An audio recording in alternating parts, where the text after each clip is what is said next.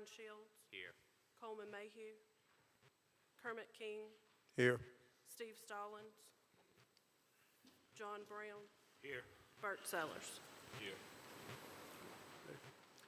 All right, this time, if we would, please observe a moment of silence.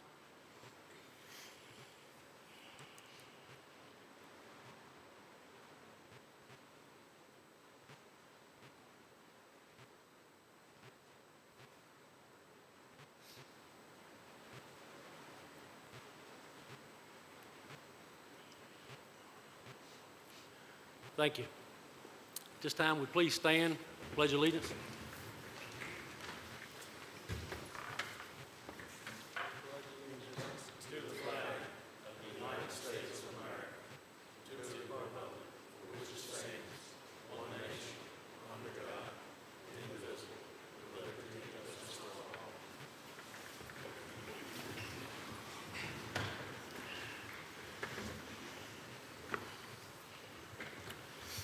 All right, gentlemen, if you would, please look through the agenda and see if we have any additions or revisions.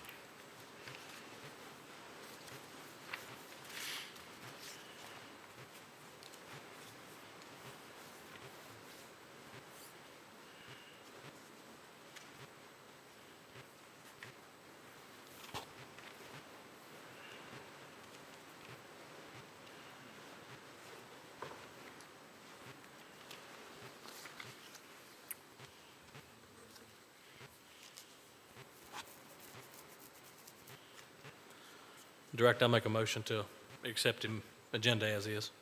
Okay, we've got a motion. Is there a second? Second. Motion and a second. James Holly. Yes. Ben Meeks. Yes. Alan Casper. Yes. Ward Rowland. Tim Cassell. Yes. Brian Shields. Yes. Kermit King. Yes. John Brown. Yes. Bert Sellers. Yes. All right, moving along. We'll next step to the chairman nominations and elections. So at this time, I'd open the floor up for nominations. I nominate Ben Meeks for chairman. Got a nomination? Is there a second? That was the second.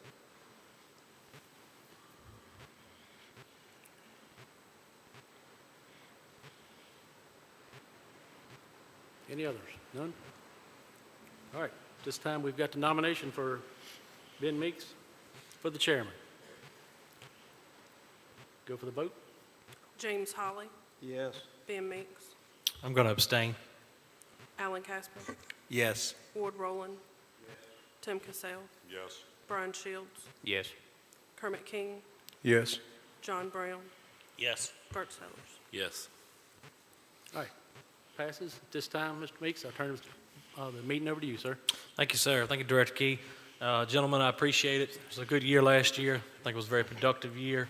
We worked together like the teamwork, and means a lot for you guys to want me to be the chair again. So here we go. We'll get started with electing a vice chair. So I'll open the floor for nominations of vice chair. Nominate Kermit King. Okay. Second. I got a nomination for Kermit King, a second. Anyone else?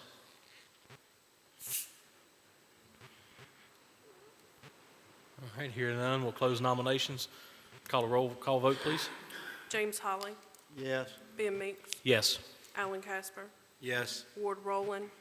Tim Cassell. Yes. Brian Shields. Yes. Kermit King. Abstain. John Brown, Yes. Bert Sellers. Yes.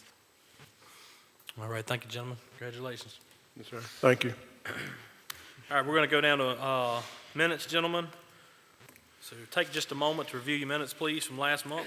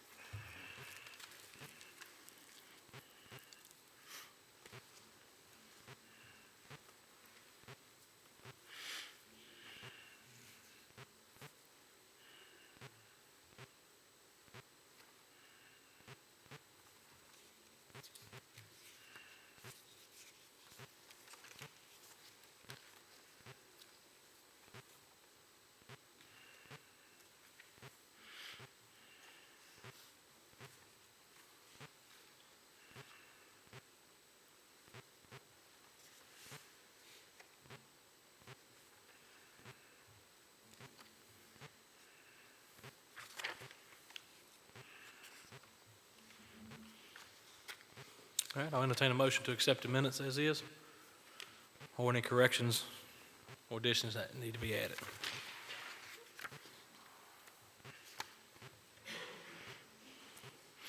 I make a motion, we accept the minutes as is.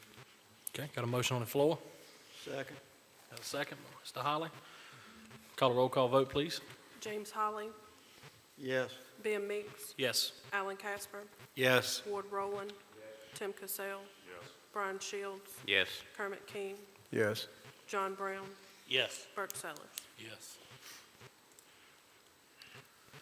All right, gentlemen, thank you, guys. We're going to move down to item 10, presentations. I do want to make a quick comment. The Board of Pharmacy is going to be coming in on Skype to talk to us tonight at 7 p.m. So I just want to put that out there. I don't want to have to cut anybody off, but at 7 they will be Skyping in. So are we good, Director, to go ahead and start with the other presentation? 20 minutes sufficient? Yes, sir. Okay, all right. Mr. Brian Bradley and John Kent. Either one of you gentlemen like to come on up? Mr. Larson is here also. Okay, yeah. Welcome, gentlemen.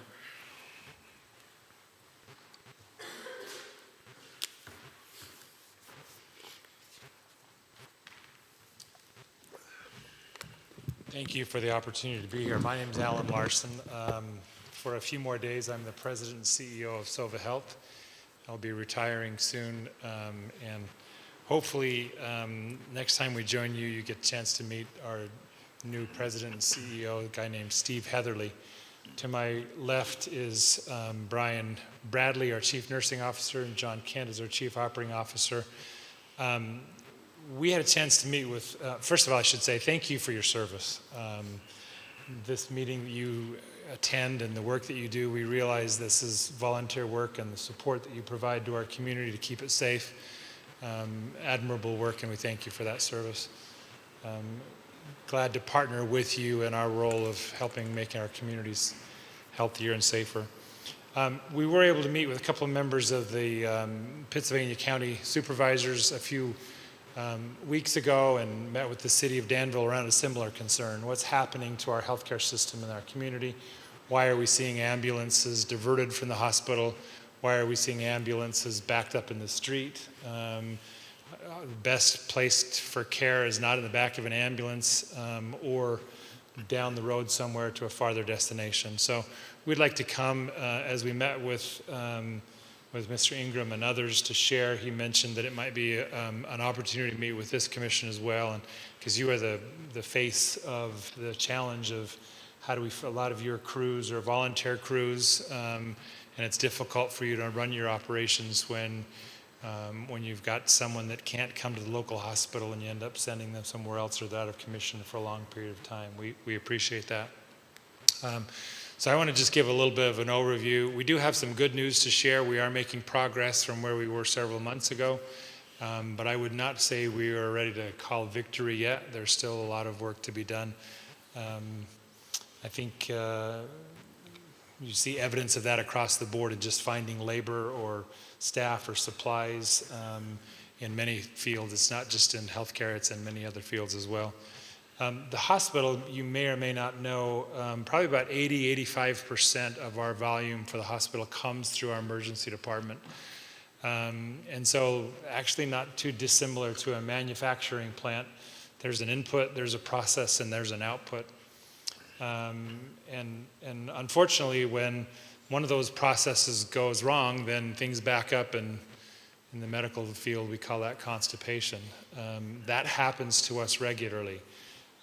Input keeps coming in, but there's no the output process challenges. So what goes on to make that that flow not work well? Well, number one, we have about just under 30 beds that we can take care of.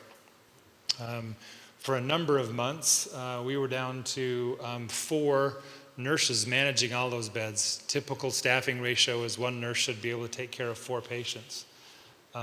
So if I've only got 4 nurses, you can do the math, and I'm short a number of beds because I don't have enough nurses to take care of those beds. So that means those nurses are taking care of more patients than it's safe to take care of. So that was one of the reasons why we were diverting, is we just didn't have enough staff. Through Brian's leadership, we were able to recruit some new nurses from our community college. They've been trained and oriented, and we're making good progress. And so staffing has improved in the emergency department. We're still short-staffed on the backside in the hospital. There are several days where at the beginning of a shift, we may be holding 15, I think our record is 20 patients that we've been holding. So 2/3 of our beds already have a patient in it as we begin a new day. Many of those patients are holding for behavioral health reasons. We have a lot of patients that are taking our beds because the state behavioral health system is not using as many of their beds because they're also short-staffed. So we have quite a few of those patients who are there. Sometimes 6, 7, 8, 9 patients of those holds are for behavioral health where they can't go somewhere else. These are patients who are coming to us who are either waiting on the court systems for adjudication or just to be able for a disposition where we can't take them in our hospital behavioral health. They need to go somewhere else for a higher level of care. Often they're juveniles or adolescents, and we don't take care of those under at that age. So those are always a challenge. Another challenge that we faced, especially during the holidays, we were significantly backed up because of the holidays and the weekends. The nursing homes don't have as many staff, and so they're not as admitting as many patients that need to get discharged to the nursing home. So that increases our patient care on the floor because we can't do the discharge to get them out to be able to take new patients to come in. So it kind of backs us up a little bit.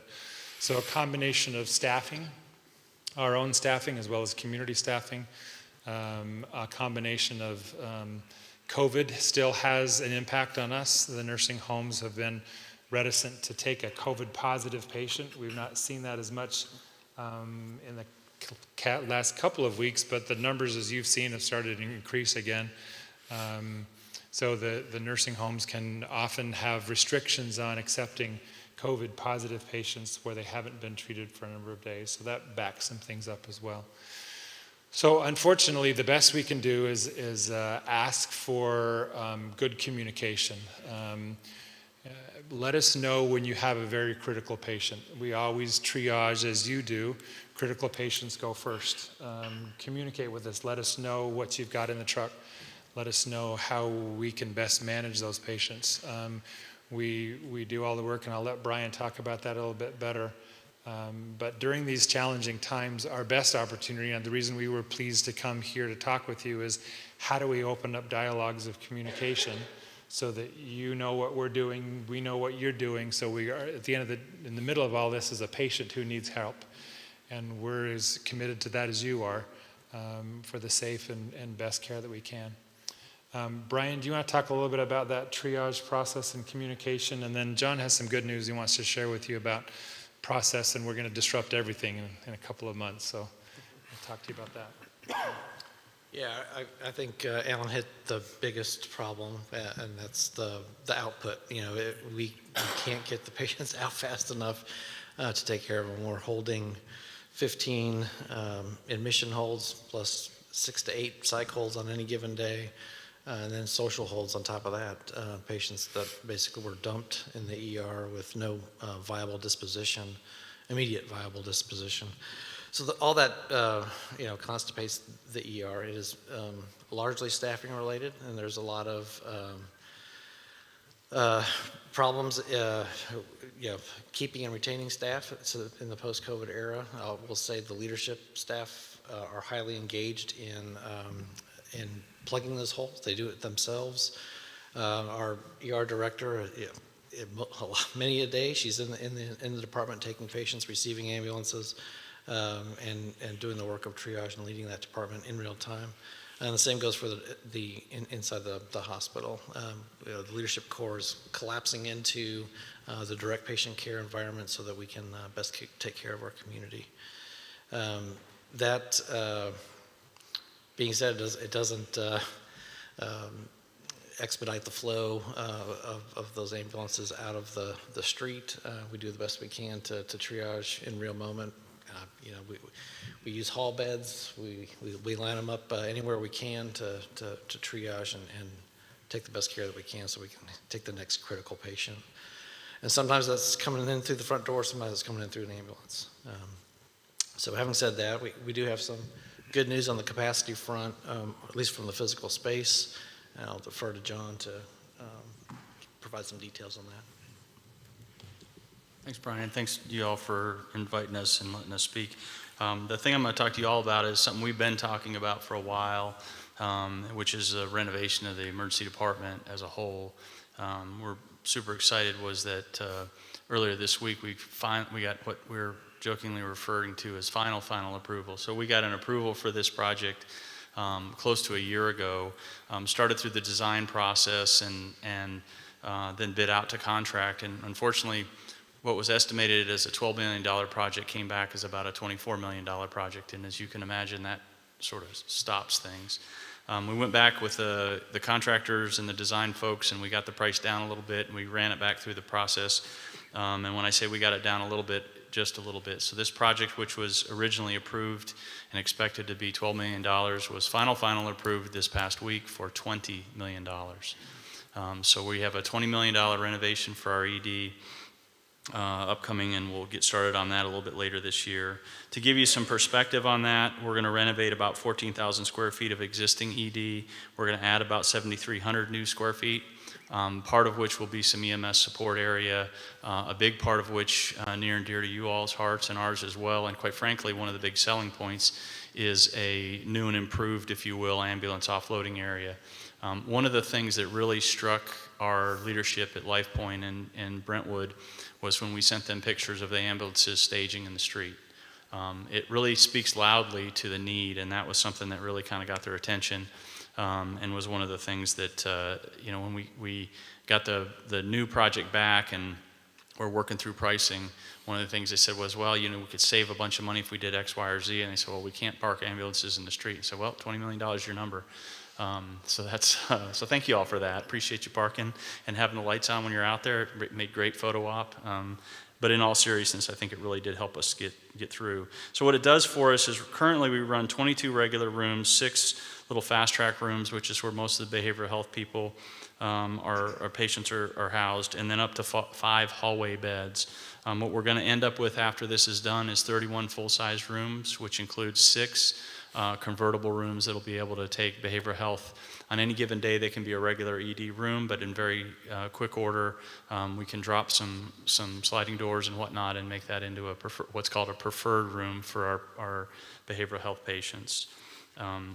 So we're very excited about the project. The downside of this is it's going to create some disruption. Anytime you have major renovation and construction, there will be disruption. So just a broad brush overview of what the plan is we're going to relocate the ED from where it is now to the second floor in the A tower. So if any of you have been in the hospital and you've been to 2A, we refer to it as our post-surgical unit.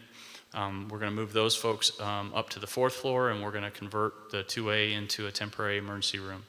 What that allows us to do is to get completely out of the ED and allow the contractor to get in there and renovate much more quickly. So what originally was a 36-month project is now going to hopefully be more like an 18-month project, unless if we can make it work out.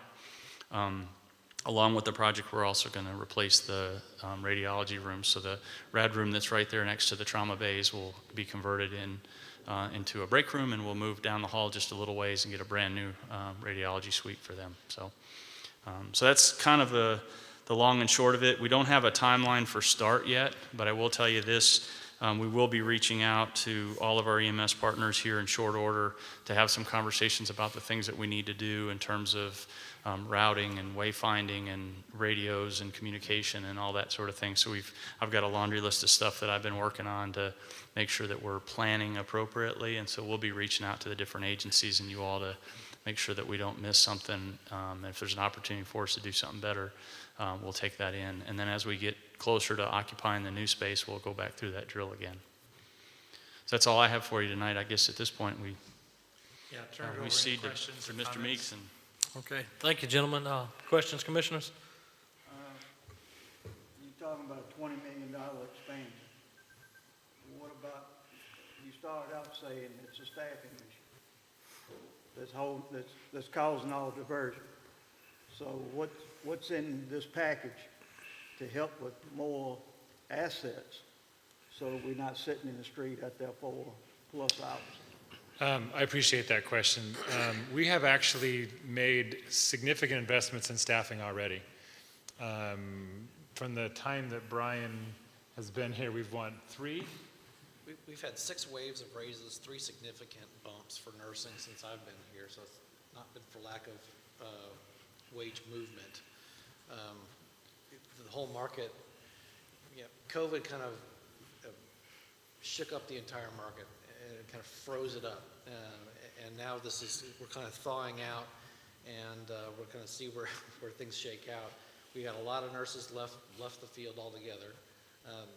Many left to travel to make some additional revenue for their families, and those that stayed, we've been trying to incentivize them in various ways, but compensation is the quickest ticket for that. Yeah. And we've made those moves. We've spent several $1 million already in compensation, so we have made that investment. We encourage you to encourage your children or grandchildren. Nursing is a fine profession. We have a wonderful nursing school in our community. We need them, and phlebotomy techs and other things too. So there's a lot of healthcare needs. The staff we have that have stuck us through, they're nothing short of heroic. Just as your staff have stayed on the streets, those people are so dedicated to making it work day in and day out, and everything. Every day is a little bit of a different story in the ER. So proud of the work that they do to hold it all together in the face of sometimes overwhelming volume. Thank you. You indicated that you had 6 rooms for behavioral health patients. Are these patients in need of emergency room care when they get there? Should they be identified and sent to a different area, or why are they clogging up the system when you've got heart attack patients and stroke patients and car accident patients there? Are they creating a problem that you're going to identify and fix? Most of those patients do actually require acute stabilization. They are out of control from a behavioral health standpoint, and they absolutely need that emergency care. The problem is the disposition. With a certain level of violence, we can't admit them in my unit in the hospital, and so they have to be triaged outside of the organization. And we use the help of a lot of agencies to make that happen. But those, when they arrive, they are acutely ill. It's just okay. I just didn't understand maybe what a behavioral health That's a good question, and I think we still struggle to understand behavioral health challenges. Okay, Usually they end up in the understand what they hospital require. because they are a danger to themselves or to others. That's the criteria that usually puts them in an emergency department rather than working with DPCS that works really well in halfway houses in the community. Do you look to add more than 6 rooms? Or when you revamp the emergency room, will you still have 6 rooms for them, or Yes, will it be expanded? And what we're moving from now is we have 6, basically we took our fast track area. So these are rooms that we built probably 4 or 5 years ago. They're small. They're almost like an exam room at a clinic if you went to see your doctor at the doctor's office. So they're much smaller than a exam and treatment room in an ED. So what we're going to is they will become 6 normal size exam and treatment rooms for an ED, but they'll have all the features necessary to keep those behavioral health patients safe. And they'll be cohorted together into one area. They have monitoring, video and other monitoring and so forth. So it's just going to give us a better way to kind of care for that. The challenge behind this really is that number routinely goes above 6, and then we're putting them into other rooms as well. At one point last week, Brian came in and he said, I want y'all to understand that we're running a 12-bed emergency room today. So between the behavioral health holds, the admission holds, and the patients we have identified that need to be transferred to another hospital, we have 12 functional beds that we're rolling everybody that comes by ambulance or shows up at our front door. So while we love to say we have a 30-bed ER, a 31-bed ER, a 34-bed, or whatever number you want to put on it, with the holding, which is partly behavioral health and partly other, and then, oh, by the way, we have 2 social holds. As he mentioned, these are patients that get dumped on us. Family abandons them, and we can't find a social fix for them for some period of time. We were down to 12 functional beds for all of it. So it's a challenge. Are we going to build more than that? No. We made a purposeful... Do you have to have special nurses to care for these patients? No, the regular ED nurses care for them there. Well, the answer is yes. As Brian said, do to they are admit 'em. special nurses that work in the emergency department. So, They're not behavioral health nurses, though. but Okay. we do get psychiatry consults, and the psychiatry department comes down and helps support them. Yeah. Okay.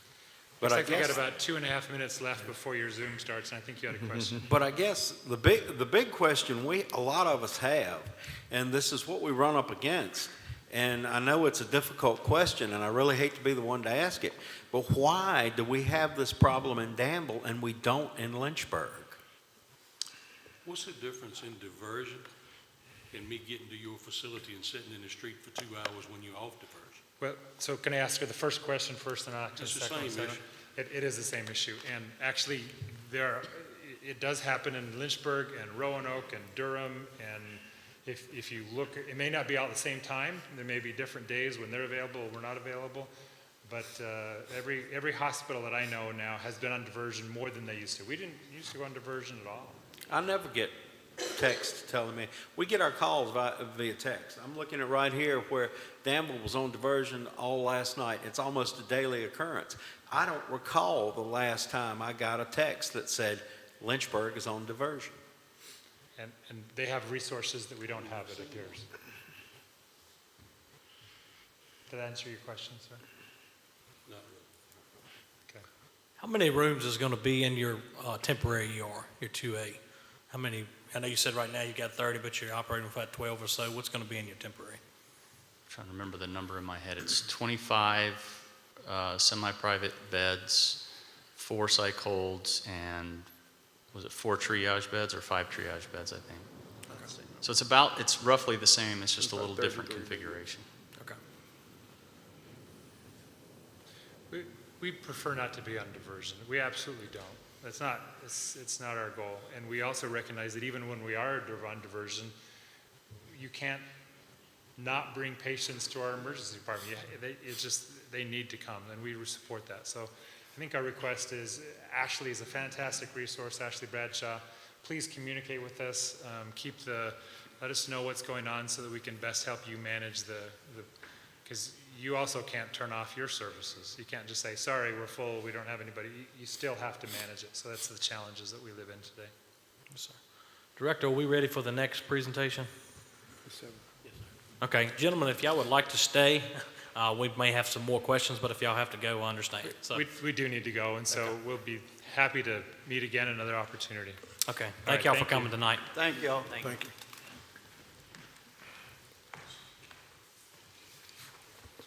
All right, gentlemen, that's going to bring us down to our next presentation by the Board of Pharmacy. It's going to be Ryan Logan, and this will be discussing the Schedule 6 drugs conversation from last month.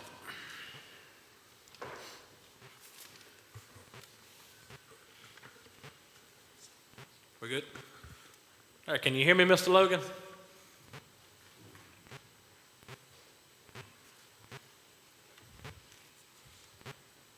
quite sure if he can hear us.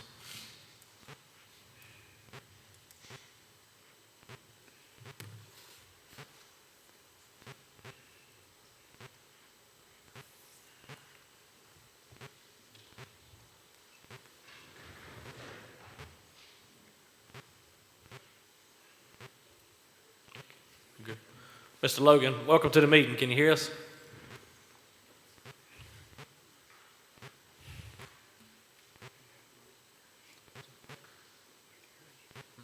Yeah, he's not getting us. Daniel's working on it. Y'all just give us a moment. Uh-oh, I heard a noise. Could be this storm.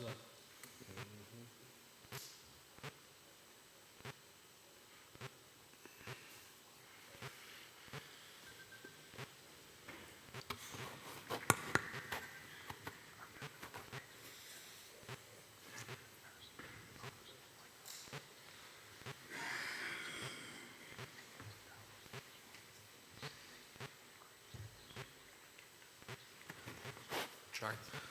Mr. Logan, can you hear us now?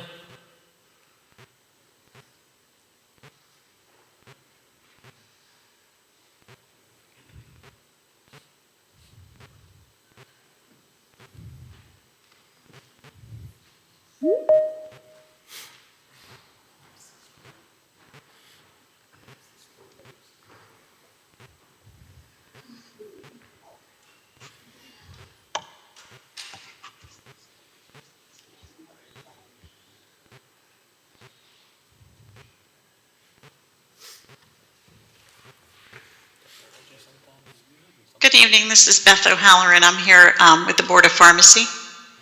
Oh, good evening.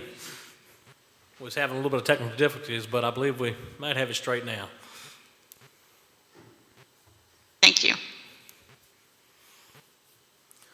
So do y'all want to go ahead and, does she have a presentation she's going to do, or is this? Question and answer session, I believe. Question and answers? Okay.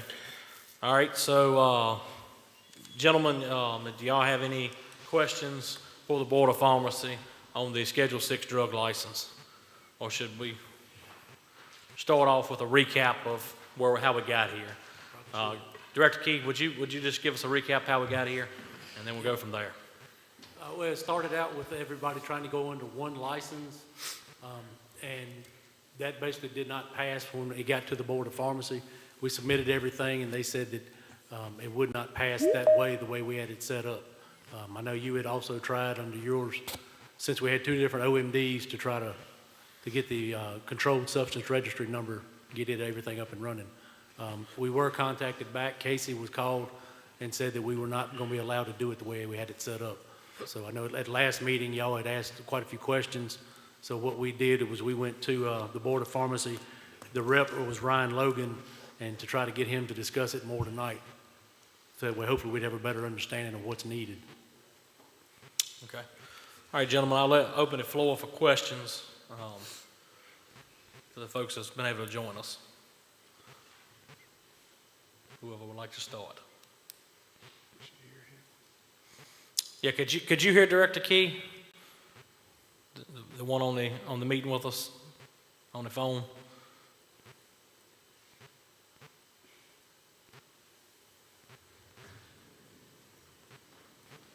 I don't know. I don't like technology. I like face-to-face. Her mic is? Her mic's muted. Yeah, he says her mic's muted, so we may need to ask them to unmute their mics to talk. Okay. Yeah, I've unmuted my mic. I'm just waiting to see if Ryan is going to join us. Since he was likely the one that looked at your application, he just sent me a text and said the code is not working for him to join the meeting. Okay. I'm happy to answer questions. I didn't review the application that came in, but I think from what I understand, it when it was sent in, it was to be for multiple stations to stock schedule some, limited Schedule 6 drugs. And I think that when we realized that that was the case, we reached out to someone, and again, I'm sorry, I just wasn't directly involved in it, but each station that is going to stock any type of product in the building, that's prescription, even if it's IV fluids, for instance, that requires a CSR for that location. So they would each need their own CSR. On the guidance document, where you may have seen that one locality can apply for one CSR for multiple stations, that's specifically to allow the one-to-one exchange at a hospital. It's not for stocking of drugs at the location. I hope that helps, but I'm happy to answer questions. So, yes, ma'am. So the first question I have, so, like the Public Safety Department has 3 separate locations, or 4 counting their response vehicle. Will they still be able to house all their drugs at one location and then distribute those drugs, or will they have to have 4 different inspections? Does that make sense? I don't guess you'd have to have 4 different licenses, but it's 4 different locations. Is that what I'm understanding? Sure.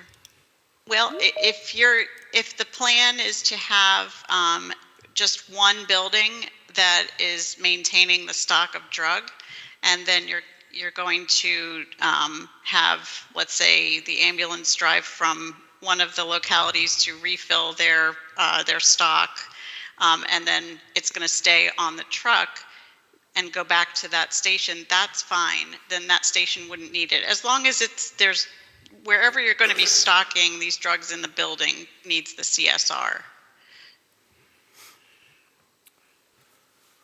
So as long as it's kept on the ambulance and not stored in the facility would be that exception to that, right? Correct. Okay. I think Ryan was able to join us too now.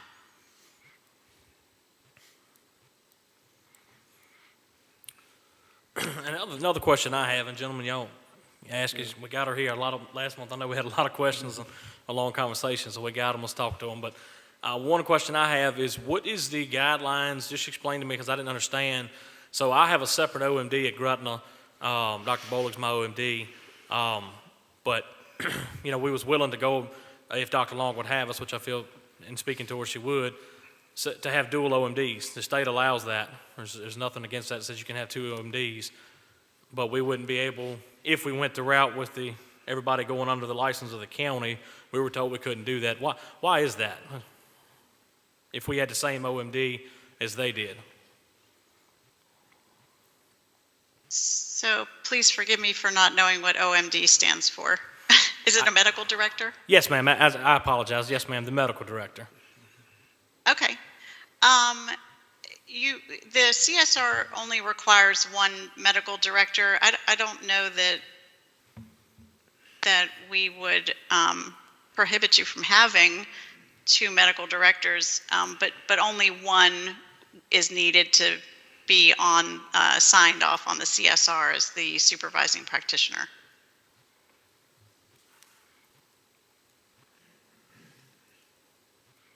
Okay, thank you, ma'am. That answered my question.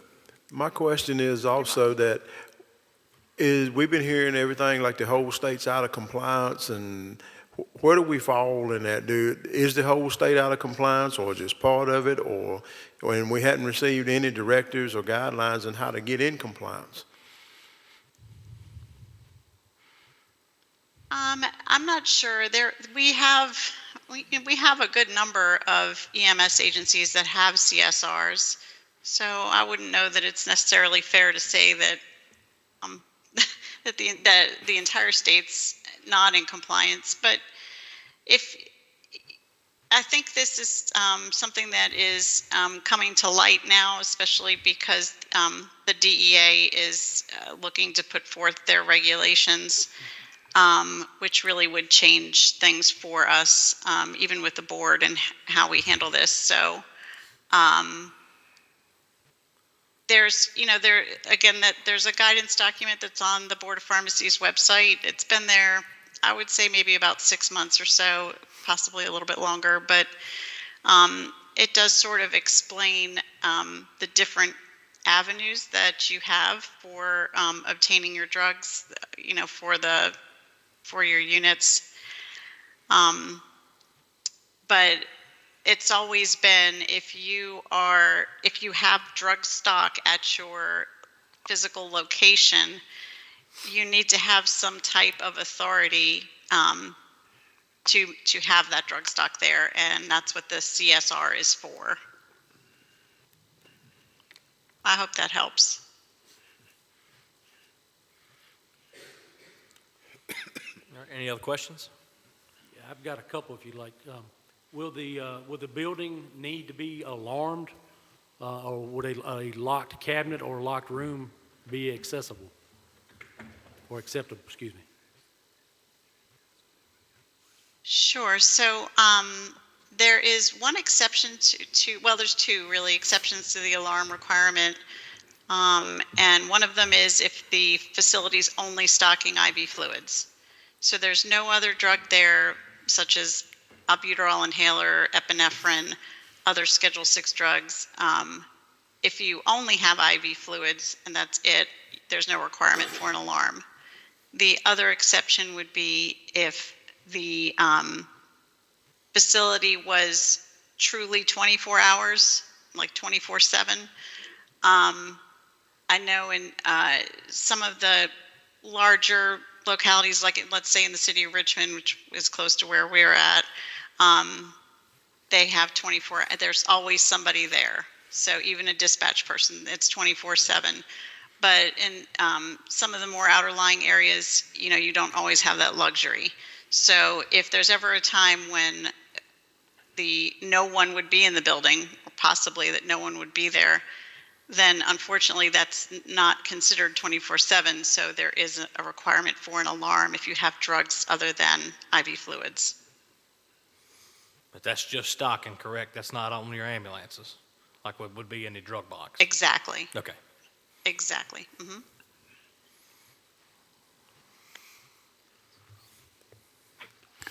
Got some more questions? Go ahead, Chris. Yeah, all right. Does the responsible party have to be certified to administer any of the medication listed in the controlled substance registry? Example would be is, can an EMT be listed as a responsible party when they cannot perform the IV in the field?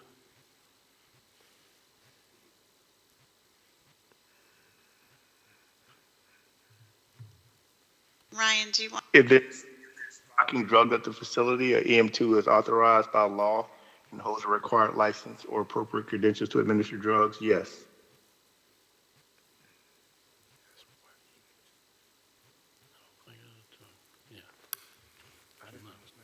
I'm sorry, so we didn't understand it.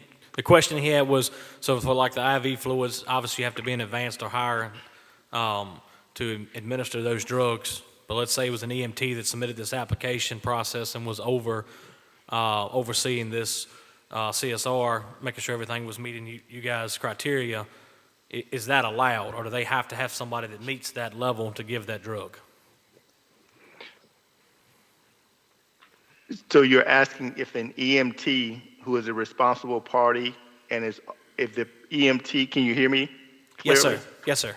Okay, so if the EMT who is authorized by law and holds a required license or appropriate credentials to administer, they can function as a responsible party and administer drugs. But they have to hold the required licenses. So they would Or have to be either appropriate- at the advanced or intermediate or paramedic level. Right, because it's out of scope. Yeah, just For like the I Correct. can't apply. That's why Casey had to apply, because Right. she's advanced. Okay. And that's okay if all the agencies have ALS people available, but that's a problem you may run into if we have agencies that doesn't have ALS. I don't know, it's just difficult, the direction we feel like we're heading here. The rural areas are just getting left out, it sounds like, but it's another day, another topic. Any other comments from the commissioners?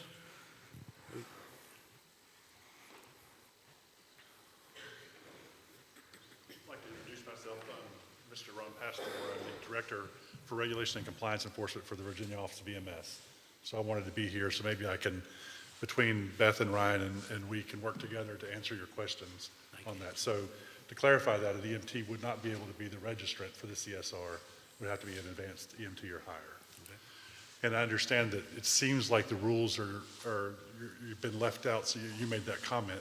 This is a Board of Pharmacy regulation issue. It's not an OEMS regulation issue. So we really lean to them to kind of give some guidance, and they did do that. And that guidance document is available on the Office of EMS website on our section of the website. So you can see, based on, you can read that. It's a 3-page document, fairly simple. Identify which way your agency is doing medications currently, and that's the type of CSR that you need to apply for. And then we'd have to lean on Ryan and Beth here to give us guidance on how you go about doing that. And in reference to your comment about being left out, this is not new. These regulations are more than 20 years old. We have just found in 2019, in anticipation of the DEA changes for specific to EMS agencies, we did a survey, the Office of EMS did a survey of all 600 EMS agencies across the Commonwealth, and only 70 agencies out of 600 held any flavor of a CSR from the Virginia Board of Pharmacy. So that's where that majority of the state was out of compliance. Now that was in 2019. This has been a focus of my team of getting agencies aware that you need to come into compliance. And so a lot of agencies have taken the steps and become compliant. So none of this is new. There's nothing new here. This is just, agencies realize they've been storing this stuff and buying medications in their buildings and didn't have a CSR from Virginia Board of Pharmacy to do that legally. So. I apologize. I wasn't aware of that, how long it had been. 'Cause Oh, I've been in it forever. 13 years, and this was a couple months ago was the first time I'd ever heard about it. And you're not alone. Like I said, there was only 70, and then of those 70 agencies that had a CSR, half of those didn't have the right one. Right. They had the wrong CSR. So our goal is to get everybody compliant across the Commonwealth before the DEA rules come, because that's going to be the biggest change to how medications are handled with EMS agencies with their new rules. So we wanted to have the Board of Pharmacy part of this equation fixed before the DEA rules come out and change things. Okay, so is it my understanding what's on the truck is not in discussion? No, it has to, because by OEMS regulations, it has to be behind 2 locks in that truck. So if it's secured in the truck, then it's fine. But if your truck is being kept, outside because you don't have an interior building to keep it from weather extremes, and you're having to take that drug box out of the truck to keep it from freezing, then you're going to fall under these Board of Pharmacy regulations of it has to be secured and alarmed in the building. Okay. But if it stays in the truck and your truck is kept from weather extremes, that's not a question. You don't need a CSR for that. Okay. My question to you would be, where are you getting the drugs to go in that box? That's my other question. If, hypothetically, if we set up a system to where public safety, like we talked about 3 different times now to get to this point, if public safety has a supply bank that they're holding these drugs, the drug boxes we're exchanging with the hospitals right now, 1 for 1. If they're holding the Schedule 6 drugs at public safety and somebody's divvying it out, we have enough on the truck to survive from tonight till business hours tomorrow. We notify public safety and we get that fluid or that drug brought to the station that is dispensed it the night before. Is that not acceptable? Is your truck permitted to that license, to public safety's license? So under the way they were trying to do it, to apply when it was initially rejected by the Board of Pharmacy, that's the way it was originally intended, was they would be under their license. But where the sticking point is that truck, that ambulance that's locking that drug box in it doesn't belong to that agency. Oh, no, sir. That's the problem.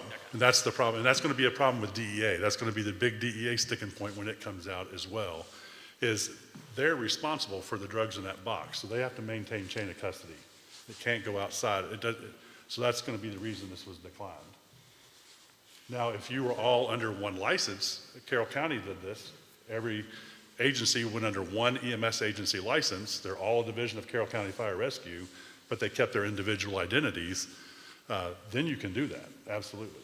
But you'd have to all come under one license. So you have Piper's Gap Rescue, you have Laurel Fork Rescue, all those rescue squads kept their identities, but they're a division of Carroll County Fire Rescue. And they all operate under one agency license. And so they do what you spoke about earlier, and that the main Carroll Fire Rescue building is where they store all this stuff, and they exchange drug boxes with those agencies. So as they finish a transport, they swing by the big house and give them their used box and pick up a new box. But they're all under one license. So initially, this is all just setting up to get the step-by-step to play to get to the drug boxes going away, the one-to-one exchange. Is that the eventual At the end goal? hospital? Yes, sir. Most hospitals want out of the drug box business Yeah. because it's a chain of custody nightmare for them. But we anticipate, and that's all we can do is anticipate based on what the DEA has put out, that this is, Virginia is the last state in the country that allows it. The DEA just has heartburn over it, and we've had several large-scale EMS-related diversions in the Commonwealth in the last few years, and that's kind of was the nail in the coffin. The DEA is going to want each agency that's buying their own narcotics to be in charge of their narcotics. I got you. Doesn't mean hospitals can't be involved and help in some way, but I think the difficult part's going to be when you get to that stage, when you're housing narcotics, is the security issues and the, having someone there 24/7. and the chain of custody. I mean, right now you have one hospital A is giving a drug box that could go to 4 or 5 or 7 different EMS agencies, whoever gets that box. And then they transport that patient to hospital B, and they're transporting that used drug box that hospital A stocked is now at hospital B. It just becomes a logistic nightmare of keeping track of who owns the medications and where the medications ended up. So still, I guess the way I'm hearing it, everybody still has to apply for their own license, right? The cleanest way to do it right now is each agency each licensed EMS agency needs to have their CSR. Yeah, that's for how they do their business. That's what I'm hearing from what you're saying is each agency has to have their own CSR. Unless you're keeping it on the truck, correct? You still, well, where are you getting your medications? Unless if the hospital's giving you everything for free, then I guess you wouldn't need one at all. But my question would be, where are you getting the medications from? Anytime you have a storage, you got to have, You got to have the legal right to store it, which is that license. Because the way we were looking at doing it would work, because you would have IV fluids. They're not in the box. They're in your cabinet. And we was just going to go to the county to get them. But because the county doesn't own that truck's not licensed under them, that's why I'm here. And that was the first time tonight, I'm glad this gentleman's here, that we've been told that. That's why we didn't understand why that couldn't be done. Yeah. Sounds like you might be going to lose some ALS agencies. Any other questions for the gentleman? I do want to address what you just said. My personal background, I was EMS chief in the city of Galax, Grayson County, Virginia, for 10 years prior to joining the Office of EMS in 2018. And Galax Grayson has had its own EMS agency license, its own CSR, its own DEA registration, because we don't have a hospital system, haven't ever had a hospital system that could do a drug box program. And I was able to run my own pharmacy for less than 1% of my total annual operating budget. This can be done. It's very affordable. You just have to run it like a business. So this is not insurmountable. Every agency can do this. Any other questions? And we also still have the, That's fine. No, I didn't see that. No, you're not. I think somebody's mic got unmuted. I'll be here if you have more questions. I just wanted to. Thank you for coming. Like I said, that's the most since we've got out of this so far, so thank you for coming. Definitely. All right, ladies and gentlemen, that concludes our presentations. I want to thank the ones that Skyped in as well, as long as there's no other questions. And what we'll do is we'll move on with the program, and when we get to item 14, unfinished business, we'll come back to this and address the 2 presentations that we just had, because that would fall under our unfinished business from last month. All right, so we're going to go down to hearing other citizens. Do we have any citizens signed up, Director Key? Nobody signed up, sir. All right, thank you, sir. All right, Fire and Rescue Association report, Chief Fowler. I don't have anything at this time. All right, thank you, sir. All right, county staff report, Director Key. All right, all ARPA funding, all the paperwork, everything has been turned in by all the agencies. All the checks have been sent out. There's still a little bit over $11,000 left in that fund that will need to go before fire rescue to decide how to disperse it. Basically, the $11,000 was not part of the $43,000. So there is, and two agencies didn't spend all of their share. So there's about a little bit over 11,500 left. So we need to work on that. No updates on the mutual aid agreements with the surrounding counties. I have talked to Halifax. They say their still is in the work. Hadn't made any progress with it. Mutual aid fire responses in the county, we're sending them out every month. Keeping up with them since the October meeting. The 4 for Life and the ATL funding is out there reminding everybody to get their paperwork turned in for their for reimbursements. And also just a reminder of the EMS inspections that is coming up. You know, there's a lot of paperwork that has to be involved, you know, with OMB signatures and everything. Just remind everybody to get that in so I can get that signed and get everything back to you on time. Okay. Was that? Somebody have a question? I did. Yes, sir. Go ahead. I'm sorry, Chief Fowl. Chris, is it my understanding that we can do a mutual aid agreement with a North Carolina agency station to station? Yes, sir. You can do an automatic, it's called an automatic aid type setup. I can't go county to county with North Carolina without having to go through the government. When you say automatic aid, it's not Pennsylvania County agency being automatically dispatched. It's per request, correct? Per request. Well, it's however it's set up. Okay. Yeah. So That would be it's up to department to it's up to the two agencies? Yes, sir. Okay. Thank you. Director Key, I don't understand the holdup, and it's not your fault. You know, Campbell County, I'm sorry, sir. Go ahead, gentlemen.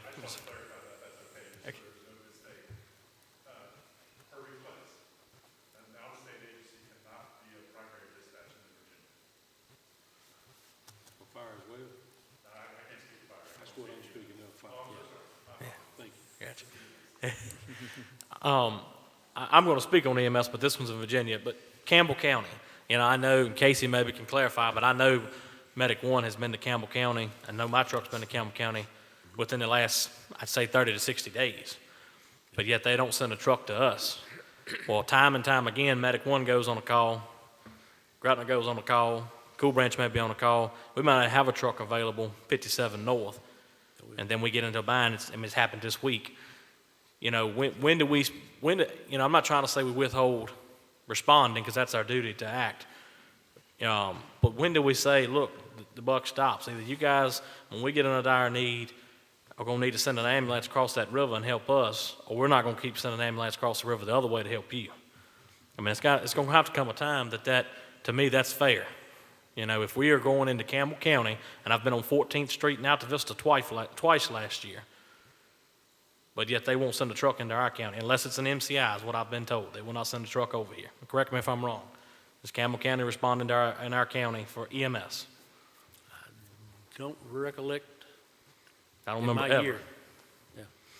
So, you know, that's something that I really think this commission needs to think hard about.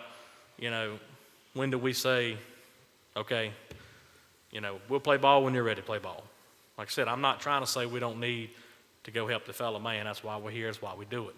But it really puts our trucks out of place, especially when we're struggling sometimes with the size county we have.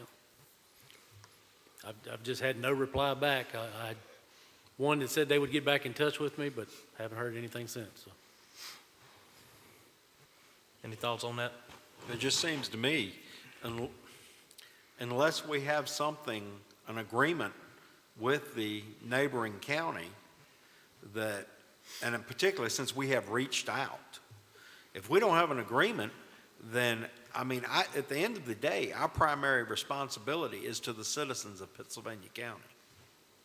I think there's agreement already in place. I was just trying to update them with the county to counties to try to get that, you know, I mean, because like 2003, I think, was one of the ones, last time a mutual aid agreement was signed. So I was just trying to update them. Well, I think it needs to be criteria based. If we don't have a truck, I would essentially say that if, you know, I'll go out on a limb, if Medic 1 and Squad 22 is already on a call, we need to have our dispatchers tell them, I'm sorry, we don't have a unit. Yeah, There's most time they'll call me and ask, and I mean, if we don't have any units available, you can't send anybody, so. Yeah, and like I said, I'll leave that to your judgment. You are the director, but that's my opinion. Yeah. If it ain't a truck in Gretna and a truck ain't in Medic 1 station, then everybody else has got to come a long ways to back those big areas up. I would say we can't send nobody. Yeah. And I mean, all right. Anything else, Director Key? That's all mine, sir. All right, thank you, sir. And Chief Fowler, you're going to take that back to the association for the 11-5? All right, we'll get a report on that next month. Thank you. All right, so now we're down to unfinished business. So let's start with, let's go back to item A, which was Board of Pharmacy. Well, not Board of Pharmacy, the Schedule 6 drug license, because this was left over from last month. So what's the wishes or the pleasure of this commission? Floor is open for discussion.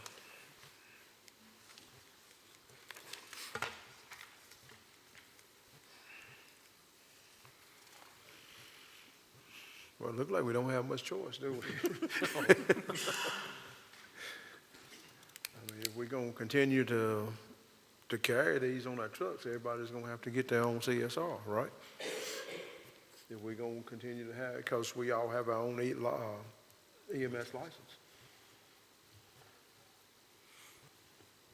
I know we have inspection coming up in March, and now you just went from 2 agencies to 13 agencies. They're going to be applying for this CSR. Is that going to be enough time, and what is the timeline that OMS is going to start penalizing, and this may be a good question right here for you to answer, saying, hey, you're out of compliance? Pull a chair up. OMS is never going to say you're out of compliance with Board of Pharmacy. Okay. So that's not an issue. And Board of Pharmacy, we brought them into this, and we meet on a regular basis, Board of Pharmacy, DEA, and Office of EMS, to work on this collaboratively.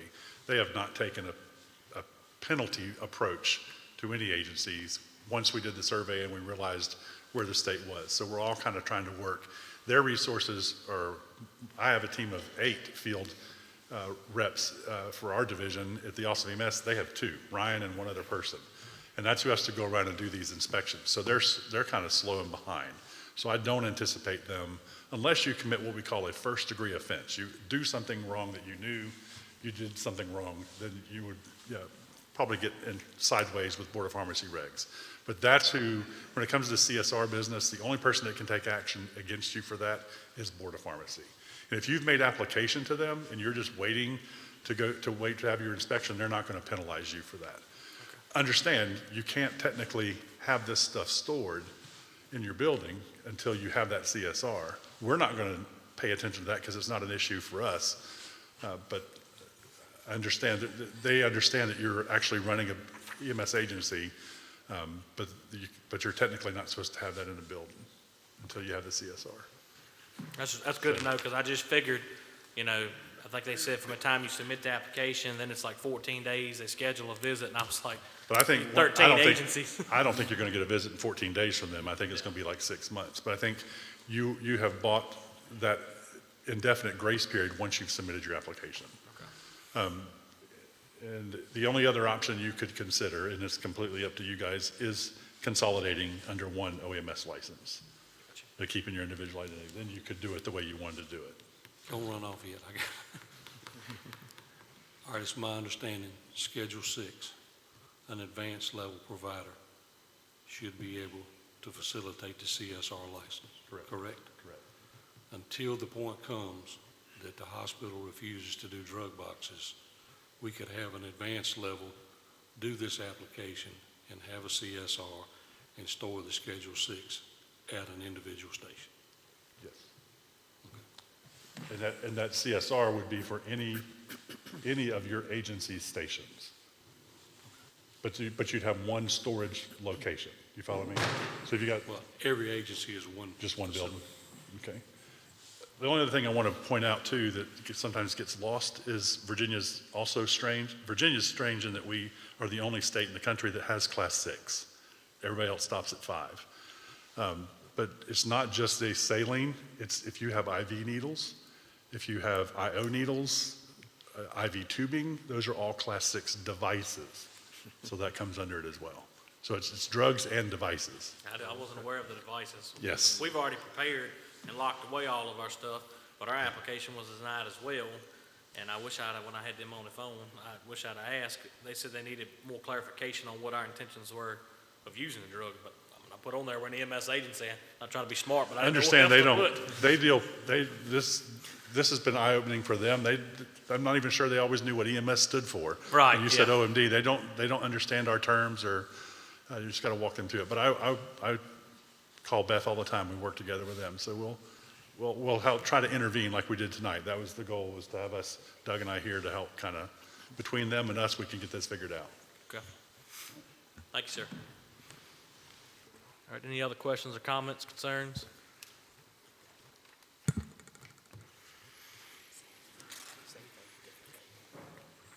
I guess I got a question in reference to that. If we're going to have this CSR license and we're going to have a provider that is looking after this stuff, what does our insurance provide for that individual that gets caught up in a infraction?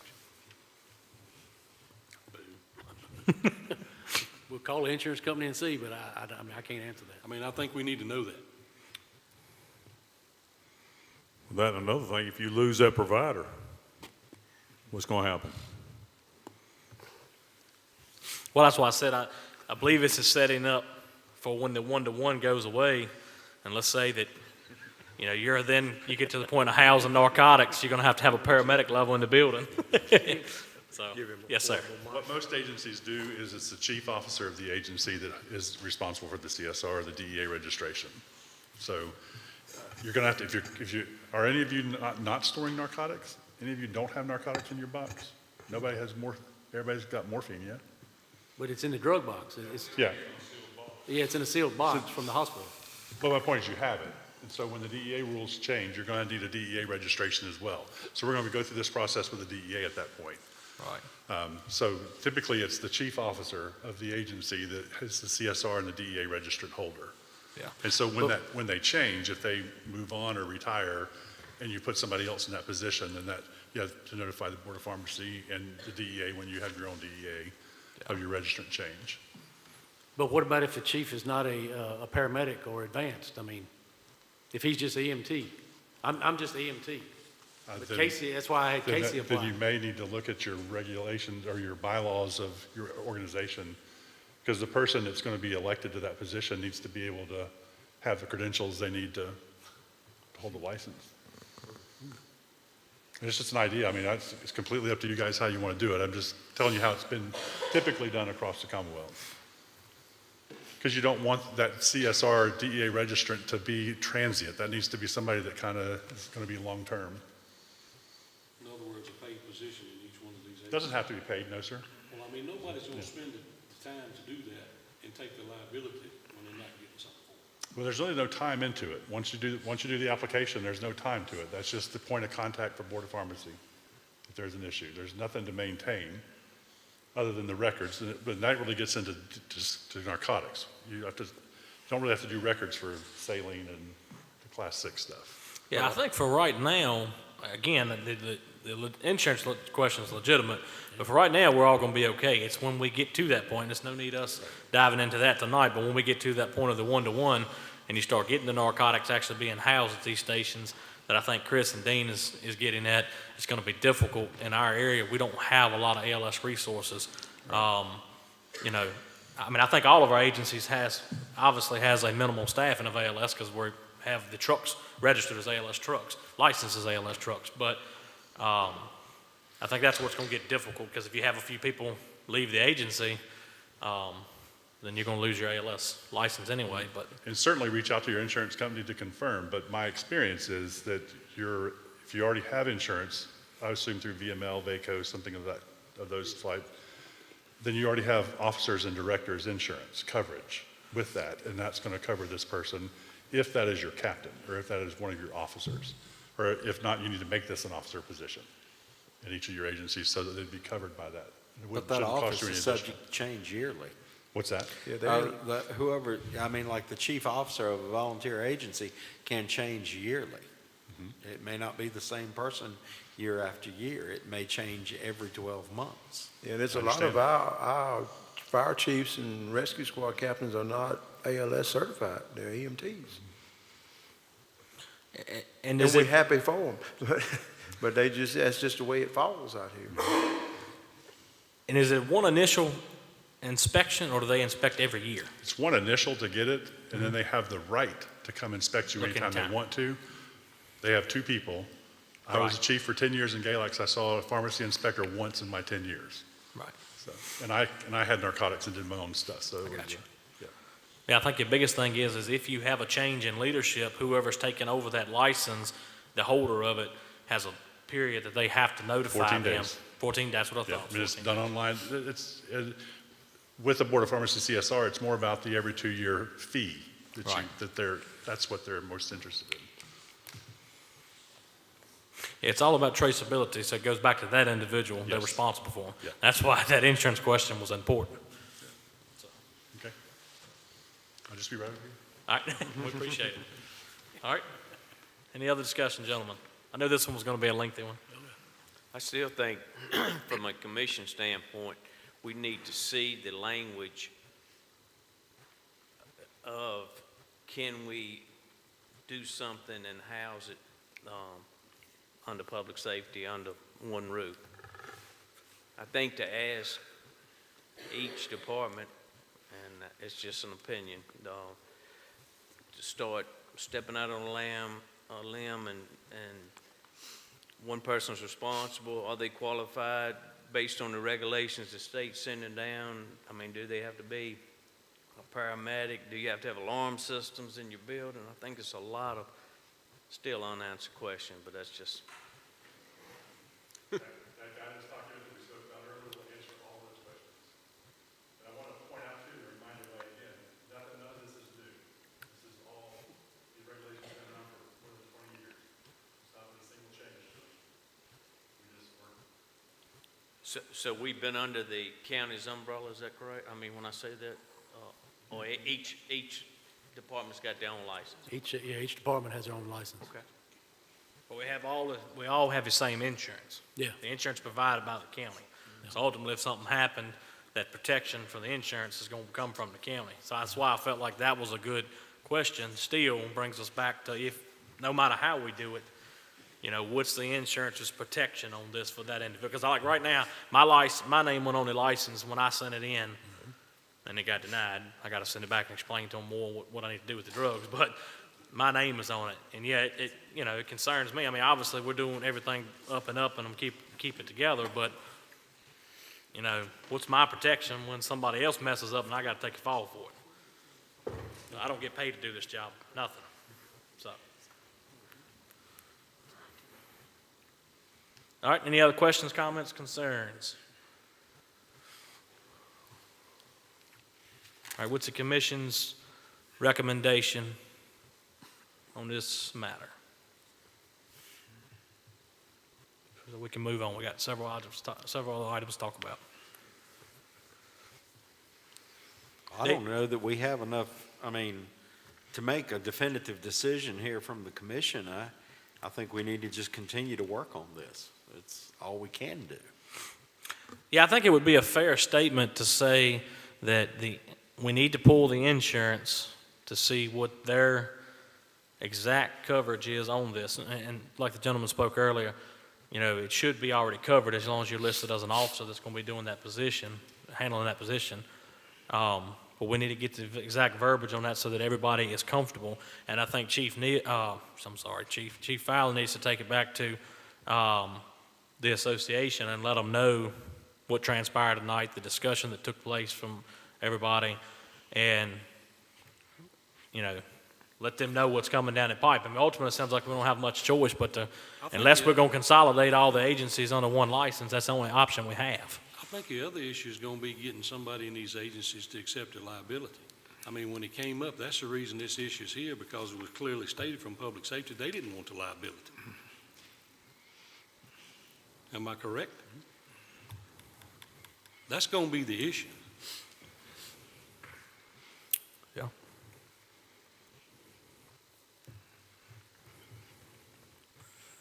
And Make a also, I motion, we think all the table it. commissioners need to go back, or we need to be forwarded the guidelines so we can take a look at them and read them for ourselves.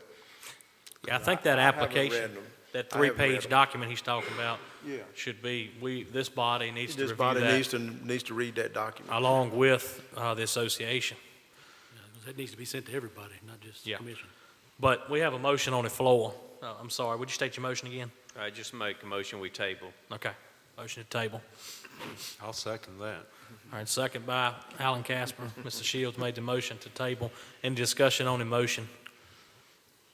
I'll just ask before we call for the vote that, given that we're tabling to next month, Director Key, try to push that information out, that document, to all the commissioners and to the agencies again. And Chief Fowler, if you would, at your next meeting with the association, let them know where we're at and, what it's looking at going forward. All right, so no other discussion, motion and a second to table. Call the roll call vote. James Holly, Yes. Ben Meeks, Yes. Alan Casper, Yes. Ward Rowland, Tim Cassell, Yes. Brian Shields, Yes. Kermit King, Yes. John Brown, Yes. Bert Sellers. Yes. All right, thank you, guys. That motion is tabled, matters tabled. All right, it's going to move us down to our second presentation, which was on the Sova Hospital diversion. Any discussion or matters from that? Ben, the question I asked when they were here, I do not feel like I got an answer. The problem, when I sit here and I get through Active 911, I see when everybody goes on diversion. And I see that Danville daily goes on diversion. And when I asked the question, the reply I got was, well, it happened. Everybody goes on diversion. No, they don't. I think if you can go through your Active 911 for the past year and show me where Centra has gone on diversion, I don't remember seeing it. And the other, we work to two larger hospitals, Danville and Lynchburg. And then we have smaller hospitals in between. Well, anybody that pays any attention to that, it's like trickle-down economics. You see it. Danville goes on diversion. Well, then the Southside agencies have no choice. They've got to go somewhere. So they start coming north. Well, then Martinsville goes on diversion. Gretna goes on diversion. And it's like a wave. We see it. But yet, somehow or another, Centra manages, even though I go in there sometimes and it looks like a war zone, but they manage to handle it. They compensate somehow or another. You talk about ambulances sitting in the streets in Danville with patients in the back of them waiting to go in. We don't have that problem to the north. So, I don't feel like I got a realistic answer to my question. That's all I'm saying about that. I didn't get an answer to the question of difference in diversion and you sitting in the street. They put out a text yesterday, they were off diversion.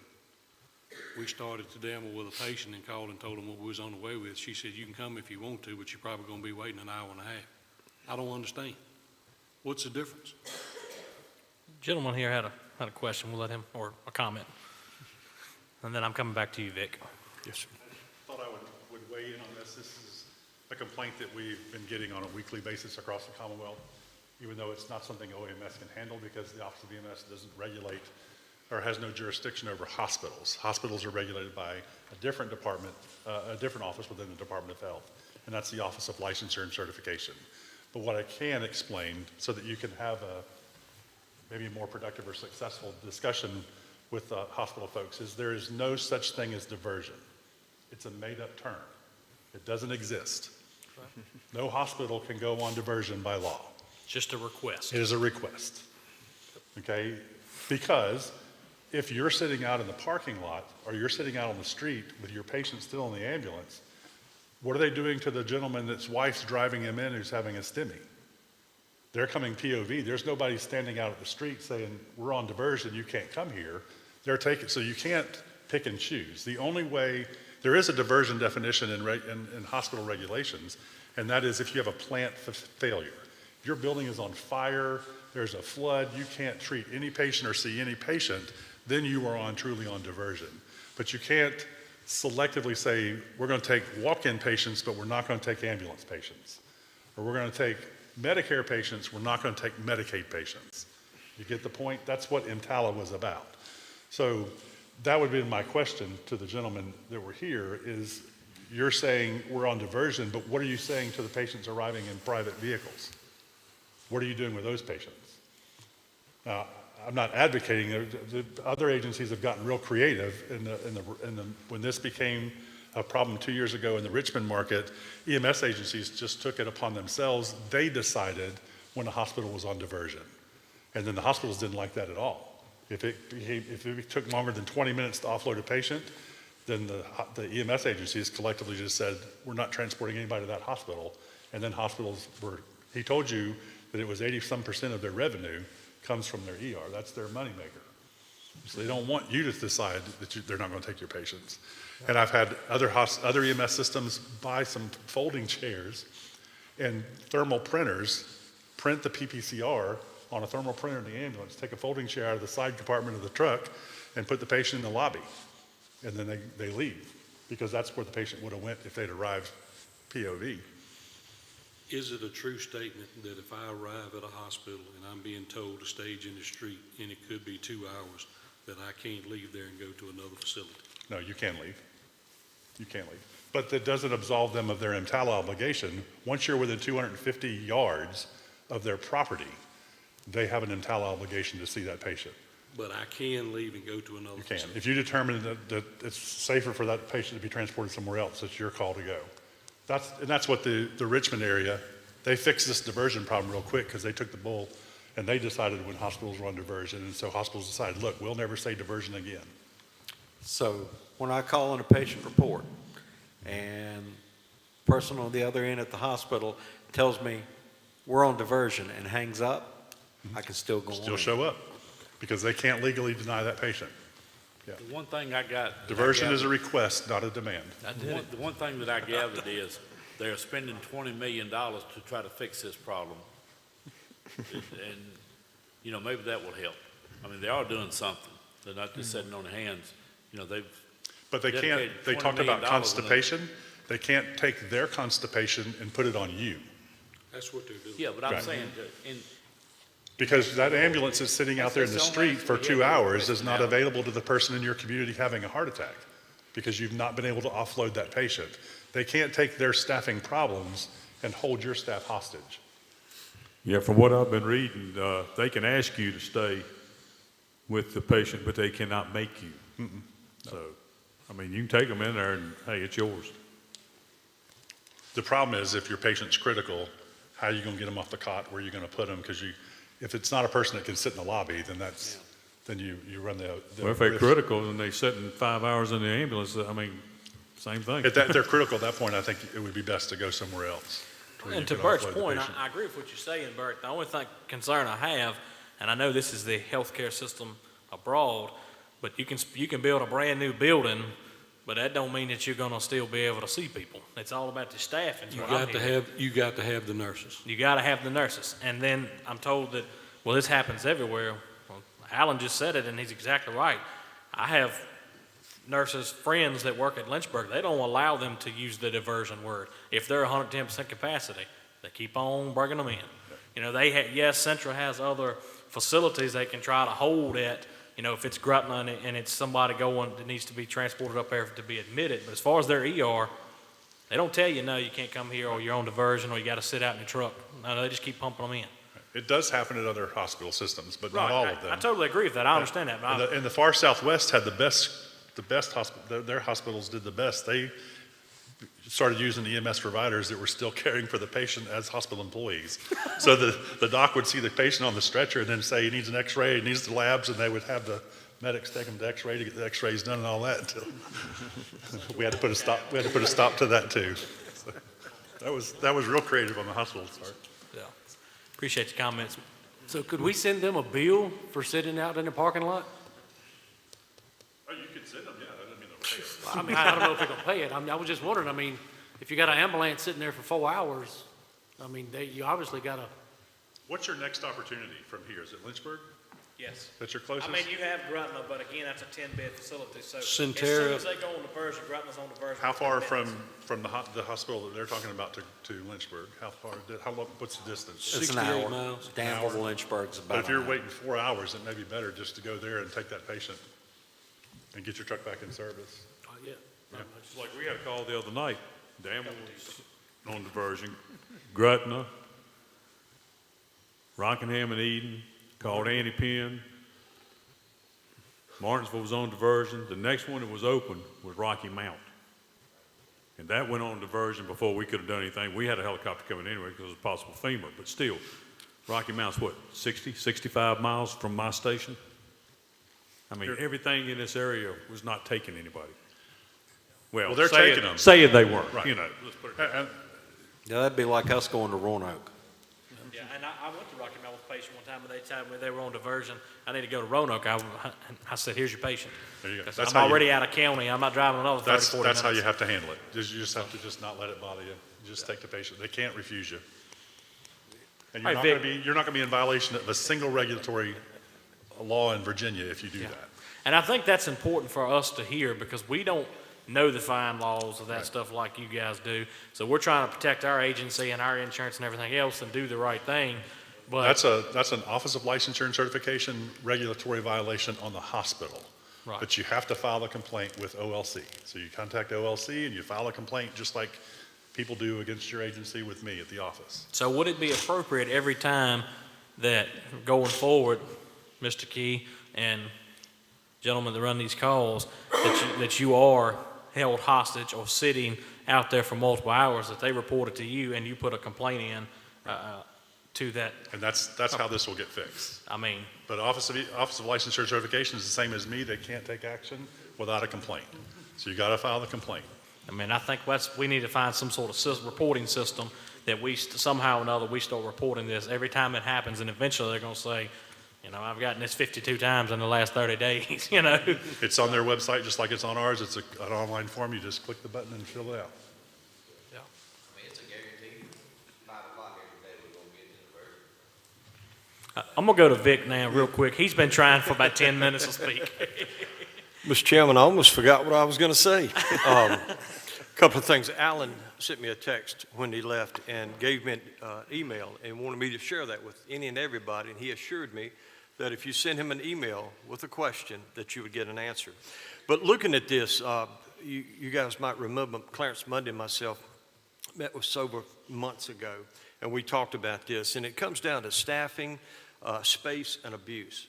And when you talk about staffing, and I've got 5 nurses in my family, so I hear it from the inside. That is a problem all to itself, and there's a lot of medical facilities that have a hard time finding nurses, qualified nurses, particularly those that want to work in the ER.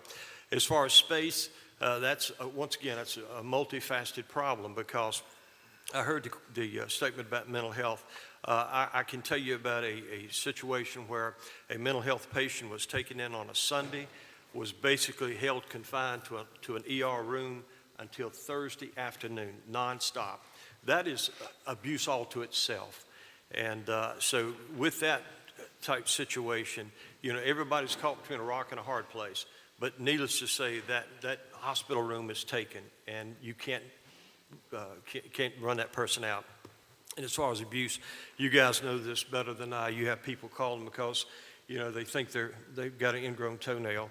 And so, you know, when you look at the multifaceted problems, you know, we need to work with the hospital, and they surely need to work with us. But with the new CEO coming on, you know, we'll just have to, you know, stay on this thing and hope and pray that it gets better. And like Mr. Sella said, this $20 million expansion, that thing, you know, I remember over a year ago when they made the announcement of the expansion. I think it was 12 million, that's 20 million.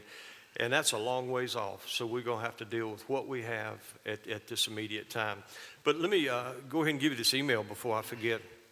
and it's John, John, .Kent, Kent, at lpnt.net. John.Kent at lpnt.net. Thank you. All right, thank you. Mr. Ingram? All right, any other comments? I feel like I spoke on earlier, I agree with what Mr. Ingram just said, but, you know, the comment's been used, the constipation of the ER can't just because they have the constipation of the ER, doesn't mean that it should be delivered back to us to handle, so I totally agree with that. So, you know, I don't know if we need to put some sort of motion forward, or maybe, Dean, you speak to the association, but I think that we need to be reporting this to Chris, and he needs to be reporting to the state when we're having to wait for X amount of whatever the criteria we want to set it as. I'm gonna take it back to the association. We'll figure out if we're gonna use folding chairs, army cots. I'll bring it back to the next meeting. Thank you, sir. All right, we're gonna move on, gentlemen. Thank y'all all for the comments and everybody coming tonight and speaking. All right, so that's gonna bring us down. Is any other unfinished business before we move into new business? Got a lot to discuss.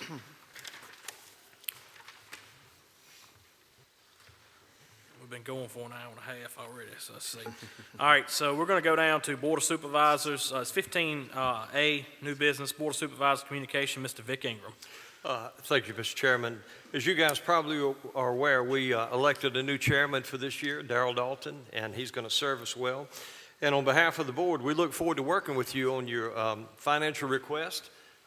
You bring them to us. I know the majority of the board is totally in support of fire and rescue, so we'll do the very best we can with what we have to work with. And we've got to work together on that. I do have another item that I will save until we get down to 14. Thank you, sir. Thank you, sir. All right, so we're going to go to item B, 15B. This is going to be budget discussion. Mr. Casper, Alan Casper, and Mr. Kermit King attended a budget meeting with Chris Key, Scott Hutchinson, the director and assistant director, and had a lengthy discussion reviewing the budget, proposed budget, I guess, or what the request is looking at right now. So, Alan, we've got you listed, so we'll let you lead it off, and then Kermit, you can interject. All right, we did. We had our meeting. We met. We all left still friends, so that was a good thing. And it was I mean, basically, we went over, since Vice Chairman King and I were asked to attend this meeting, we went over the budget going forward, or proposed budget, shall we say. And we went over line by line, item by item. We went over everything in there.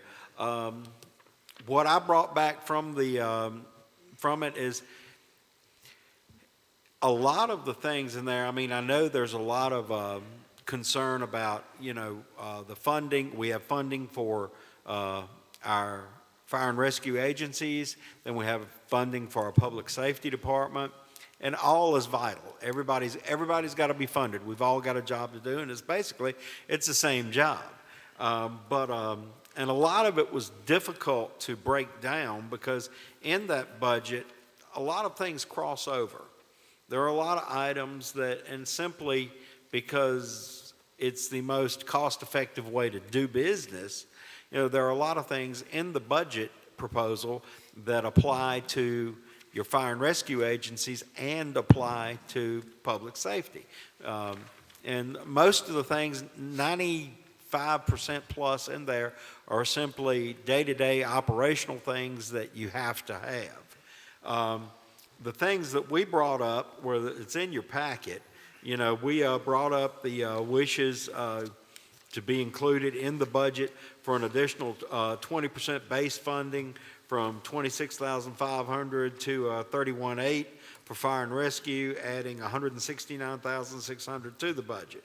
We also, expressed our request to add a fire response of, this is for your fire agencies, a $15 per call in the primary territory for fire responses, adding $60,000 to the budget. We talked about adding the CIP funding for apparatus, $25,000, bringing it $225,000 for fire apparatus, and, which would add $50,000 to the county budget. Adding CIP funding for ambulances, $25,000, bringing it to $150,000 on an ambulance, adding $25,000 to the budget request. And so basically, that's what we did in this meeting. We discussed the things that we want added to the budget to increase funding on our fire and rescue side. And then we looked at the funding in the budget for all things concerned for public safety. And again, we all have to be funded. We all have to operate. I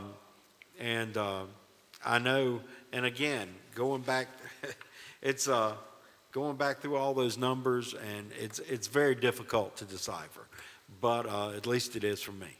I know Chris and I, we discussed some in there about, you know, the potential for requests going forward for maybe an additional career ambulance in the county.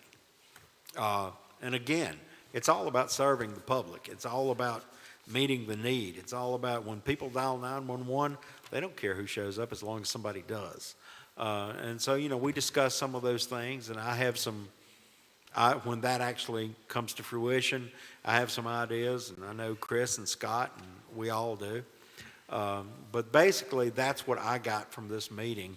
Vice Chairman King, do you have anything to add to that? Well, what we did, actually first Matt and Chief Fowler, Chief Hunt and myself met, and we got the numbers. So a lot of these numbers we come up with come from last year's call totals. And, you know, we kicked around last commission meeting about the increase in the price of fuel. That's been the biggest killer for everybody kind of in this room is the price of fuel and the way the fire trucks and ambulances and apparatus has increased in value over the last 3 years. It's been unreal. And the 20% increase that we're looking at, we're still probably going to be 20% behind if we get that 20, in a perfect world, if we get to 20%. And like I said, you're looking at roughly $5,300 per agency with a 20% increase. That, like I said, will just increase the base funding. Also, the $15 per call, you know, we come up with that as kind of like a starting reference to kind of help out on the fire side a little bit because, like I said, like Bert said earlier, they have no way of recouping their losses. They get what they get. But that's kind of, like I said, we went line for line that day before, and then we went line for line again when we met with Director Key. So that's kind of what we come out of the budget and propose to maybe help get us through another year. There's two items that I left off there, and that wasn't intentional. We also asked for building renovations to be put back in the budget. That was a $50,000 request. I left this off this list, and also for communications equipment to start the portable radio replacement program of $130,000. So that was also included in this, which I left off. Hey, it's my first time working through a budget and timelines, so it's been a learning experience for me also, so thank y'all. I have a question on the budget. So right here, it's showing for 7/1/22 to 6/30/23. It's showing fire engine volunteer, that'd be under your CIP part of the document, 300,000. We give 2 fire trucks, so that's 150. Is that what it's been at? What was it last year? One's for a brush truck, and one's for fire apparatus. Brush truck only gets 100,000 if it don't meet the specs. Okay. So that's the 2 that are getting it this year? Yes, sir. And that's why they're getting that amount? Yes, sir. Okay. But it should be, what is it currently, 200? 200. So it would normally be 400? Yes. So that's 100,000? If both trucks meet the specs. Yeah. Right. Yes. Okay. So that's 100,000 less than what we because it was anticipated. A fire truck and a brush truck, not Okay. 2 fire trucks.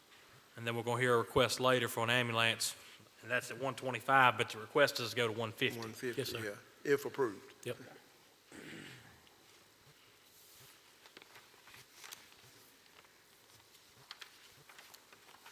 Another question I have, Special Operations Team was listed in fiscal years 2020 and 2021 $15,000.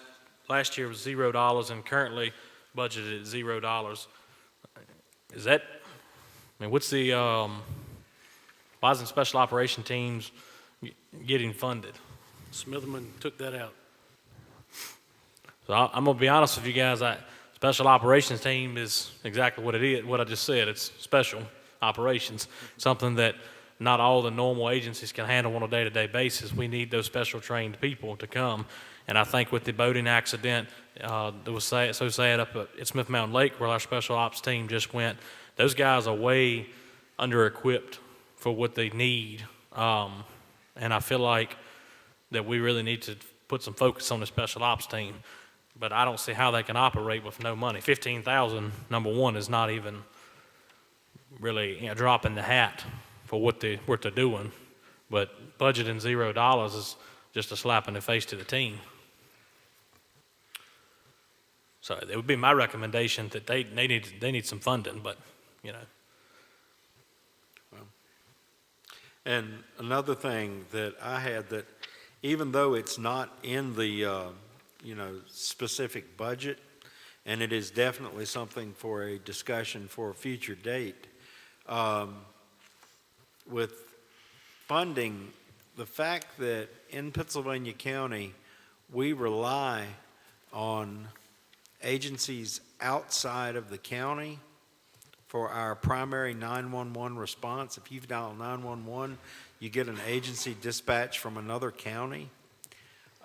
Even though, the reason I say this, it's out on the Bannister District where I'm appointed to serve. That's the case. When Alta Vista EMS went out, they were already outside the county, and we saw what could happen. When 640 Rescue in our community went out of business, it left a void. And we're relying on an agency outside the county to fill that void. So that's something budget-wise we need to think about in the future, because we've got a building at the 640 Rescue building. We've got a first response truck at that building. But that first response truck's there 12 hours a day, or 13 hours a day. And it's not an ambulance. And that community is being underserved. The Bannister District is being underserved. They have a longer distance and more time to wait for an ambulance. And with the agency, even though I love the guys to death, they're a fantastic department out of the county, other county. They're struggling to answer calls. Numbers support that. So that's something we need to look at budget-wise going forward. Something needs to, the Bannister District is being vastly underserved by Pennsylvania County. That's just, when we go forward, I realize that's a discussion for another day, but that's something we need to think about budget-wise too. Ben, the special ops money, how much do you anticipate? I mean, how much would you say put in the budget for that? I mean, again, I may be speaking out of turn. I maybe should have took this back to the association first, but I just don't. We need to budget something and get that team revamped and more members and stuff. And I think it's some ideas floating. As far as the operational part, though, they have a team. They got to figure that out. They got a leadership or whatever. I'm not on it. Never will be on it. I ain't a water person. I don't do water. I'm like a rock, float to the bottom. So, but they got to figure out how they're going to make that work. But it is still a team that we page to go to these incidents, and not funding them anything is ridiculous. It's just, it's setting them up for failure. The minimum was $15,000 3 years ago. I mean, I would say that at least needs to go back to that. But, I mean, really with inflation, you could double or quadruple that, but I understand that we have a lot of requests here, so.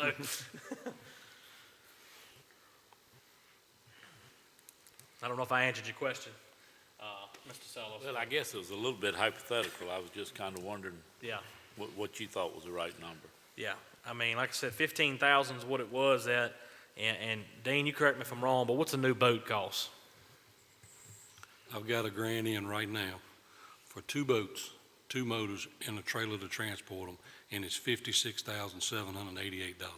Okay. Director Keys wrote me a letter of recommendation for 2 grants. We've received one for part of that funding. We've got a private contributor in the Air District that's going to put up a fourth of it, and we're waiting on the other 50%, waiting on another grant to see if we'll get that. And when you go out and you do the training, it's recommended that you have a boat and a backup in the event that something happens. Right now, we have 1 boat in Hurt, and we have 1 boat in Cool Branch. I mean, I got a couple guys that are special ops trained on my department, but that's exactly the issue. And I just bought a $950,000 fire engine that we're trying to pay for. I don't have an extra $56,000 right now to go buy special ops stuff. I got people that's got all the training. They've had the swift water classes, the rope classes, the whole 9 yards. But The other side of the coin is my department is paying for folks to go to the swift water class in Charlotte, North Carolina, and be trained. We've sent guys to the structural collapse school in Virginia Beach and provided them 9 days of meals, 9 days of rooms, housing, and transportation, and then we have to pay the registration for them to be there. and I mean, that's what that $15,000 needs to be paying for, because that's for the special ops team, you know. Or that's a specialty that we don't normally do on a day-to-day. How does that work, Director Key, if the special ops team, let's say we budget and it gets approved for $15,000, it goes in, do they have an account or do they just purchase? I mean, is it just held by the county and they submit the purchase orders to you, to the county? Yes, sir. Right, because I know they're not a private entity per se, they're just a team, but, because I mean, I understand, like, if you buy your boats, that's Blair's boats, I get that. You know, but my thing is to send people to training and stuff, we at least need to have some money set aside for that. And I know there's a training budget in here, but, you know, I don't know how much that is, I hadn't found it yet, and what's that being used for, but, yes, sir. If I could make a recommendation, can we take this back to the association and form a committee to try to bring back to this body a recommend? I know that won't get in the budget process this year, but we got to crawl before we run. And I think it's going to have to be some organizational changes made, some structure put to it, and then try to put a dollar figure to it to fix the problem. Couldn't we request, I mean, at least put it back at 15? That's up I to mean, the don't you think body. it would be a good start? I mean, I think it would be a good start to at least put the 15 back, but 100% do what you just said, so that we get that ball rolling. Because like I said, I'm not a special ops guy, never will be, as far as water and stuff like that, and too big to be hanging off the side of a building. But, those guys, they need that. And so we need to make sure that we're trying to do the best we can to equip them, or at least send them to training. Obviously 15,000 ain't gonna buy a whole lot, but it might cover some guys getting trained. So I think it would be a good base to set up, and then once he could sort of develop a better budget, we at least would have that to build on. I mean, it Right. may, it may be 25,000 is what's needed, it may be 50,000. Yeah. Hey, the 2 boats that he spoke of, are they operational? the 2 boats that's currently in the county, Cool Branch and the other one? Hurt. Yes, they are operational.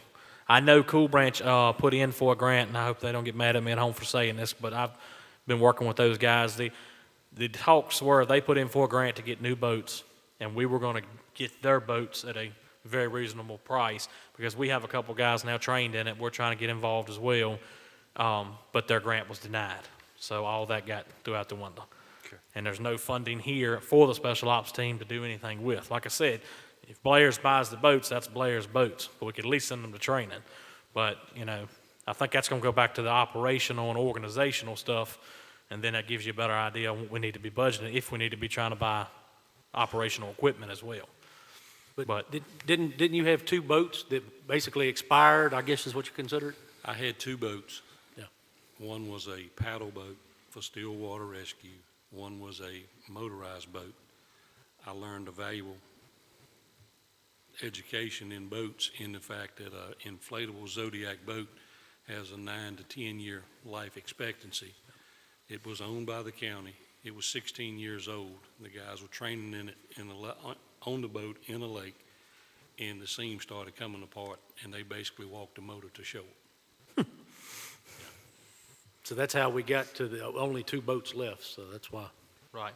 So basically what I'm hearing is if there's a special ops call in the county, the only 2 agencies that are equipped currently to respond appropriately, I'm not talking about the manpower, but I'm just talking about the equipment, is on the very tip of the north end of the county and the very tip of the northwest part of the county. And I'm going to let you know, we've got a grant in right now for a boat and trailer on our end, Awesome. since we've got 4 miles of river. I hope it So gets approved. we're just waiting to see if it goes through. I mean, it's definitely a need, guys. That special ops team is definitely a need. Like I said, we just proved itself again. And then I know they had several calls the last couple of years, and some of them's been, kind of hairy situations that those guys have to get in. All right, any other discussion on the budget or questions while we're having this question and answer segment here? Mr. Ingram, what is the timeline again? Remind us of that. As far as when do y'all have y'all's big powwow to start crunching the numbers and ultimately make a motion on to accept the new budget? Oh, it's an ongoing process for the next couple of months or so. Okay, so we're still good for Oh, yeah, at least a month or absolutely. two? Yeah, even at the last minute, we tend to look at needs. Okay. Yeah. I've got to give a presentation January 23rd of my budget, so. Can we request, I know I've said this before, but can we request later, I guess, whenever she gets to that point, because you still hadn't even presented to her yet, but to have Kim come, I know she'd done that once before for us, and that was really good. Have Kim come and explain to the commissioners her end of the budget, because, I mean, she's the guru at it, and fixing that stuff and making it work, and do a presentation on the budget for us, at least for the fire and rescue standpoint of it. I'd suggest having her come next month. Okay. Good idea. Can you ask that, Chris? Yes, sir. From staff's side? Yep. All right, and we're going to pencil in the 15,000 for the special ops team. And we'll just see where these requests go.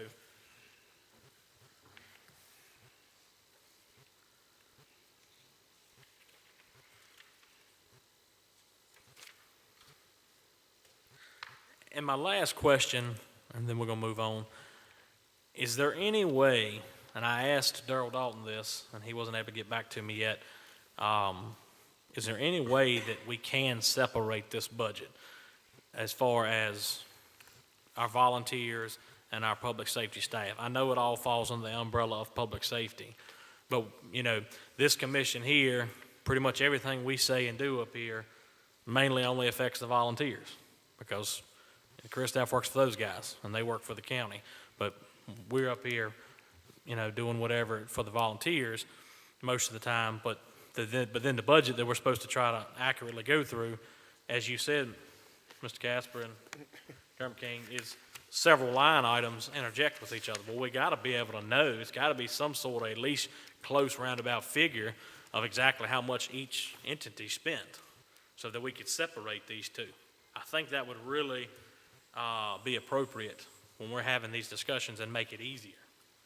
Not trying to pit the two against each other. I'm just trying to be fair is fair. You say we got a $4 million budget, but that $4 million budget is cut up into a whole lot of pieces by several different agencies. So it'd be fair to know what everybody's getting. I think, once again, that's a Kim question, but I would see it being more labor-intensive for her. But on the other side, if you take the sheriff's office, a lot of the line items are separated, law enforcement and corrections. Same difference.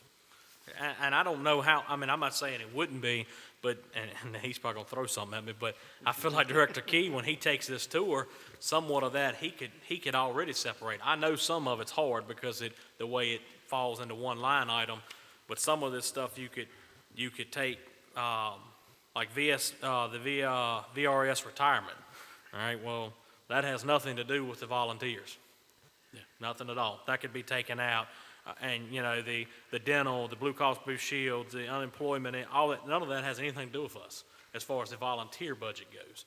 So I think that would be appropriate to move all those stuff to item A, item B, and then we know what we're talking about and what everybody's getting. Well, some of the tough ones would be like your service contracts, stuff like that, because you got your SCBA flow testing that comes out of that.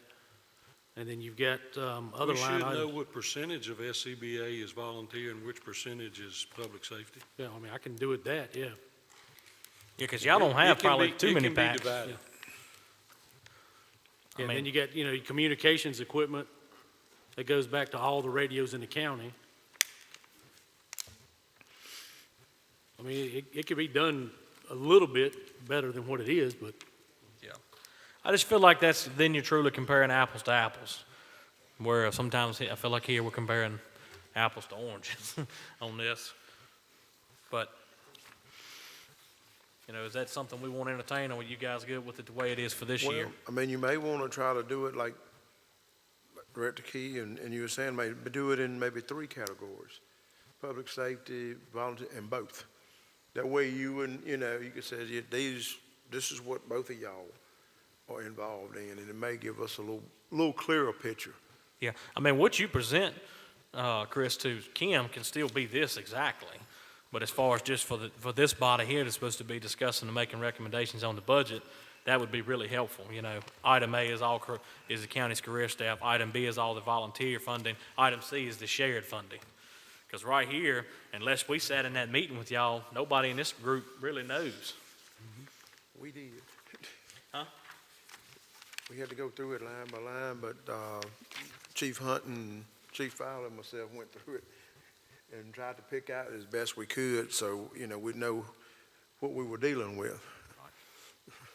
And it's difficult to meet because I know one of you guys had to leave because even though Chief Fowler's not a voting member, somehow or another he's now part of the commission, so even though he's just representing the association, so it's hard for us to get together on it unless we do like this right here and go line by line. Be here another hour and a half. So.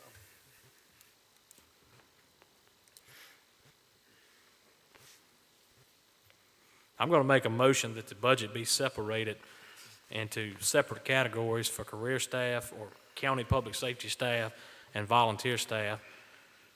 And we'll bring this up back again next month, along with Dean's recommendations from the association. Because he's going to take it back to the special ops team, to them. That's my motion. I'll second it. I got a motion and a second. Any discussion on the floor? All right, roll call vote. James Holly, Yes.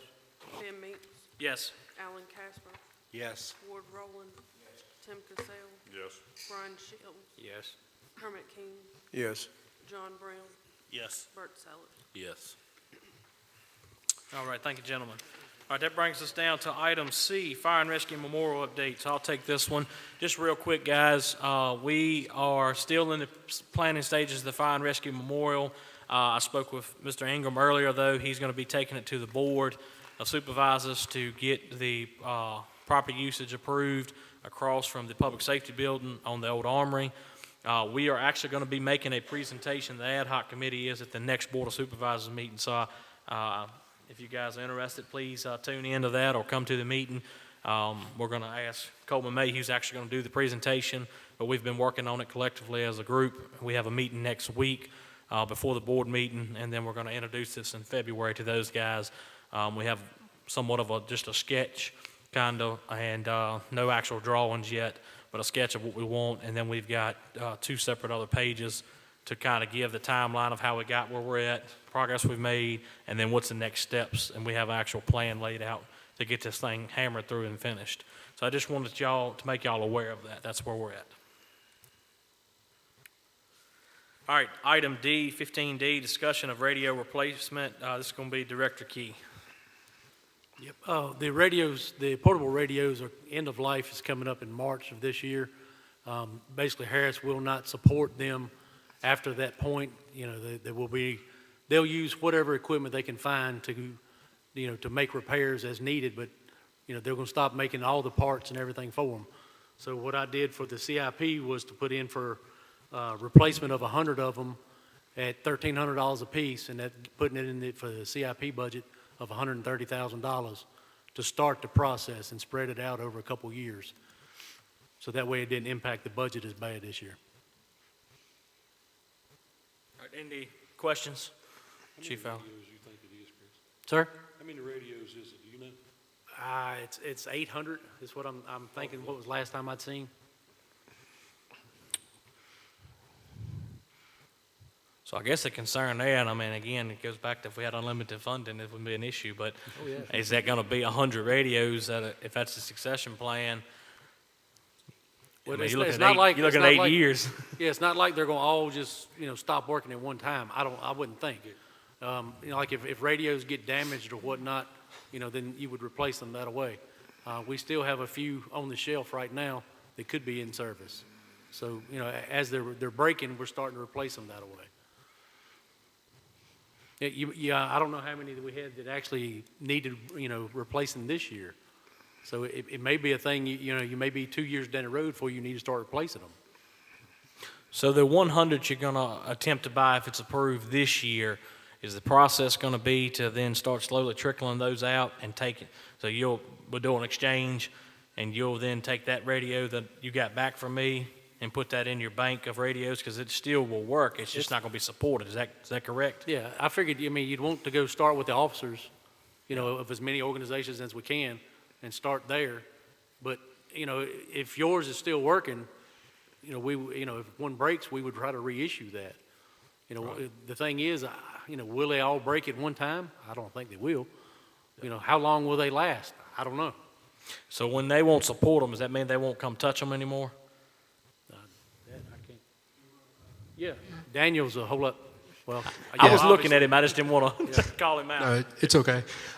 So yeah, what he's talking about when he's saying to replace 100 of them, at a time as budget permits, once those 100 have been replaced, the 100 that we collect will be more than likely working radios, and we'll put them to the side so that as we have radios go out, we will have a radio cache of the ones that we pulled and traded out that we can swap, use for parts, whatever we need to do.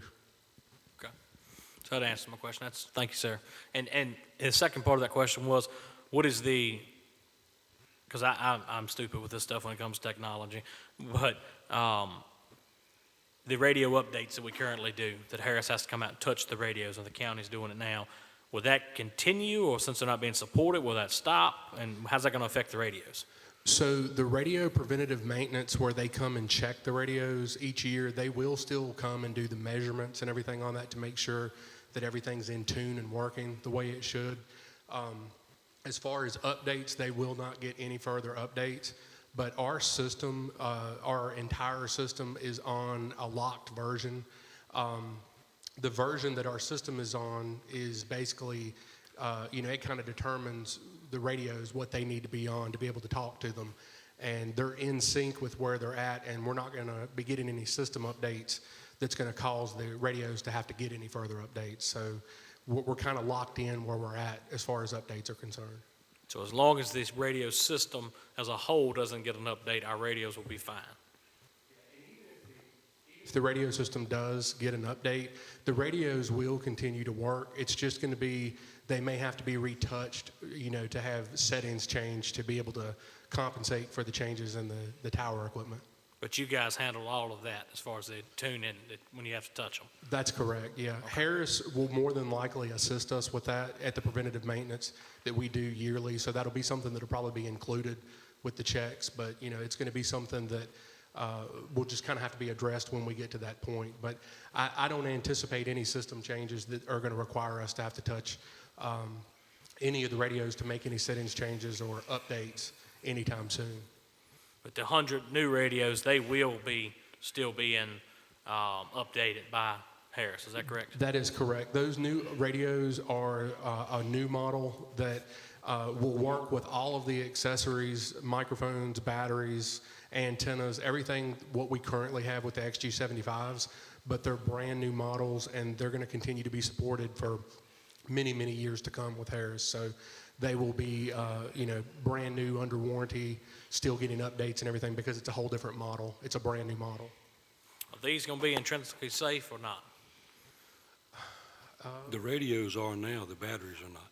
I think that the radio, is, but the batteries, it's going to be dependent on what we already have or what we order for them, because To my knowledge, the only station we have in the county right now that is using intrinsically safe batteries, on purpose is Chatham Fire Department. Most anybody else that got handed the intrinsically safes earlier on got collected, but that is an option that can be purchased if necessary, depending on whether they want to have intrinsically safe to complete it, make it 100% or not. Thank you, Daniel. Yes, sir, Chief. Mr. Chairman, can we look at, as a county, look at doing a regional AFG grant to do a replacement for the radio system? We've got a lot better chance as a regional grant than we ever will with one station doing it. And it's being done across the nation. Director Key? I mean, it can definitely be looked at, see what we can do with it. I think it would be a wise move because I just did the math. At 800 radios, we're talking about $1,040,000. Yes, sir. Is that correct? Who writes the grants for the county? How does that work? Don't have a clue, so I'm sure I will. Nice. You're welcome. 'Cause Wendy used to do it, I believe, didn't she? She was a grant I don't know. administrator or something. Yeah,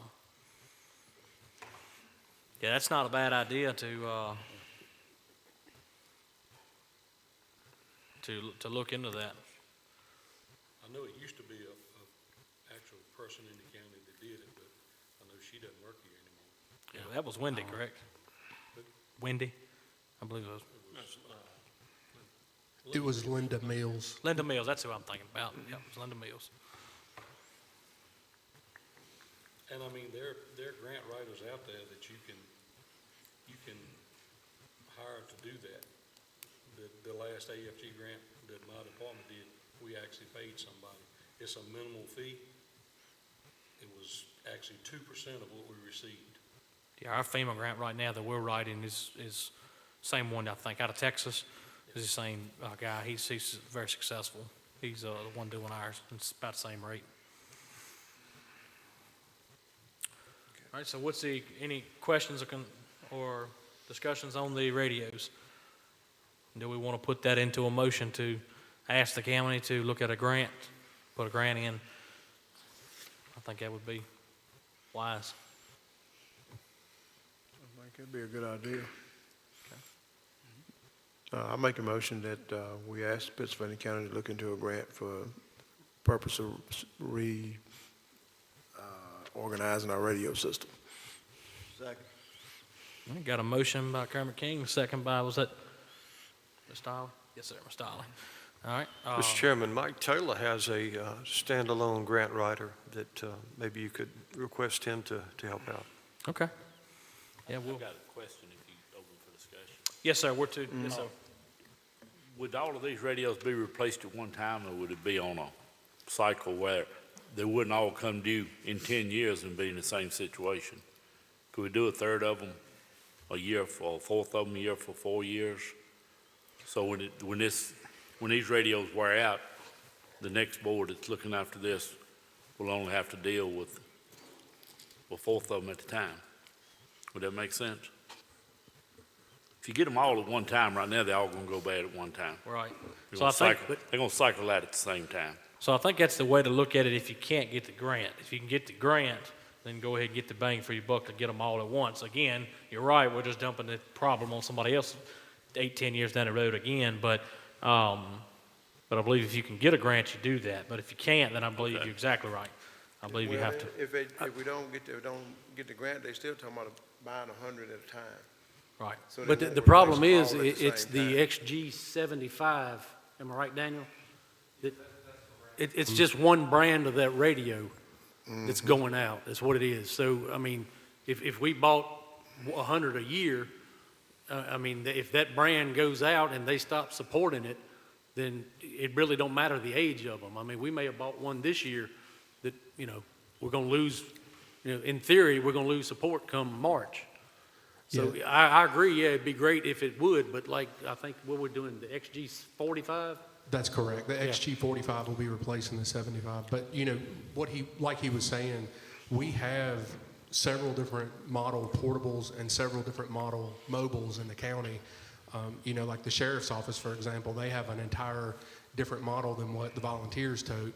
But all these different models that we've got, all were released at different times and all have different end dates. So, the ones we're talking about that are going out are the ones that back when the radio system went live, November 2013, these would have been the radios that got shipped to us in 2012.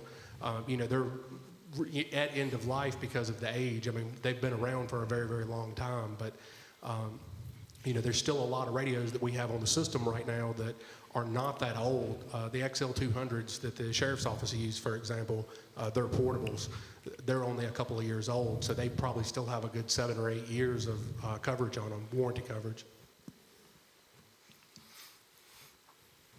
I guess the concern is that if you replace 100 at a time, by the time you get 8 years away, they're going to do this again, and we're still going. But I mean, To me, this was just a good start. I don't know. To me, at some point, we're going to have to do more than just 100 in 1 year. yeah. To fully replace them. What is the sheriff's department? As their radios? They're separate because it's a different radio. So theirs is probably not at end of life. Is that correct, Daniel? That is correct. They've only had those radios, I think, 2 years now, 1 or 2 years. It hasn't been, probably 2 years. It hasn't been that long. Now, can their radio talk county to county? They can. They are multi-band radios. The XG75s that y'all use, the portables, they are single band, so they only do 700, 800. And I believe that's something we need to look at as well, at least, I'm not saying every, because I know they're a lot more expensive, but at least your chief level officers, top 1 or 2 at each agency, probably needs to have that multi-band, because look how large we are, and look how many times we run into other counties. At structure fire the other week, Hurt had Alta Vista there. There's no interoperability on the radio working together, which is very unsafe. It happens in Franklin County all the time. It happens which I know Cool Branch has supplied radios by Franklin, but if we go, and we've been to to Franklin County, I got no way to communicate. Henry County, and again, you guys down there, all over the county, it's a large county, state of Rhode Island, so it's a lot of different counties we work with, and we can't talk to nobody. And so I feel like that's something that we really need to look at least, like I said, I know you can't buy a bunch of those because they're a lot more expensive, but we need to have, each agency maybe have 1 or 2 for their leadership. Well, the other thing to remember too is the mobiles that y'all have, a lot of those Unity mobiles that y'all have are multi-band radios, so it has the capability there, but we've been trying for years to try to get other localities to allow us to put that in there, and a lot of them have been, hitting brick walls. We've hit a lot of dead ends and haven't been able to get any agreements in place. But see, the Motorola's do not, right? The mobile Motorola's in the trucks? Jason was saying the VHF, they do have VHF capability on those, on the mobiles, so they would be able, depending on what the other locality was using, be able to be programmed for that as well. We just got to have the agreement in place to be able to do that. I say, because we only have 1 Unity at Gretna. The rest of our radios are all the Motorola's. And the ambulances, I think, all have Unities now, but fire trucks do not. All right, any other discussion? We got a motion and a second. I almost forgot about that.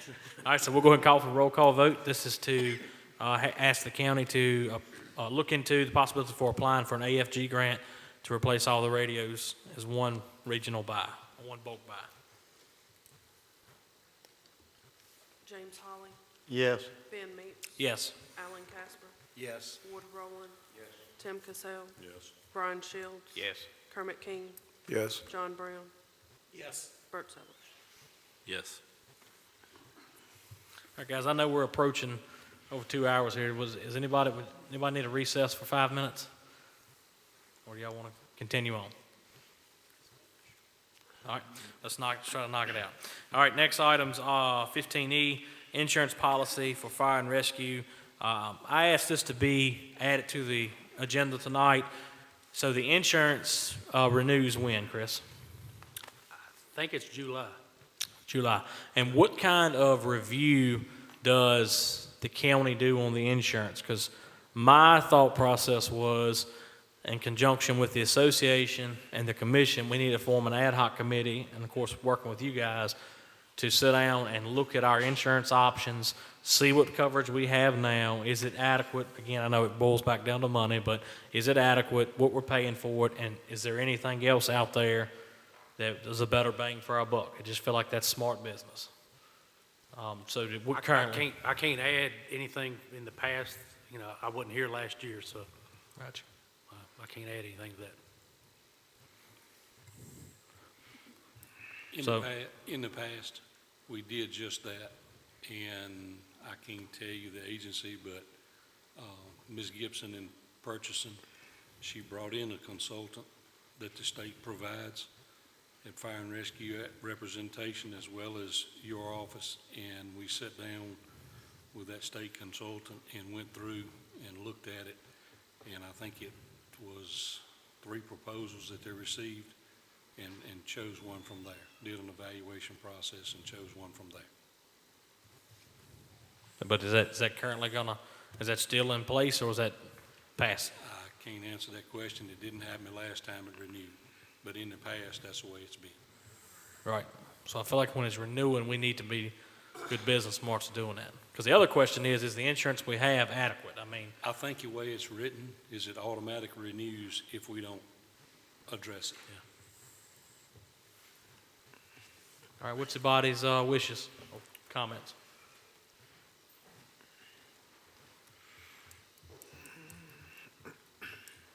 Y'all want to form an ad hoc committee? Got any volunteers? How long have we had this particular insurance now?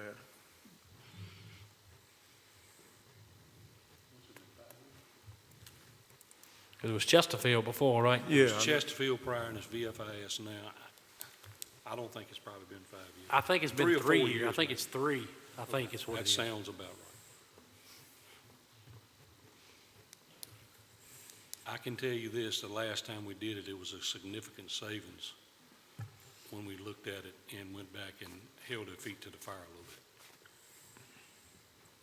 I mean, we do the same thing for our EMS rates. Every year we form a committee, which will happen later this year to review them. If there's no changes. If it is, then we make that recommendation. I feel like that's the only smart thing to do with our insurance. So,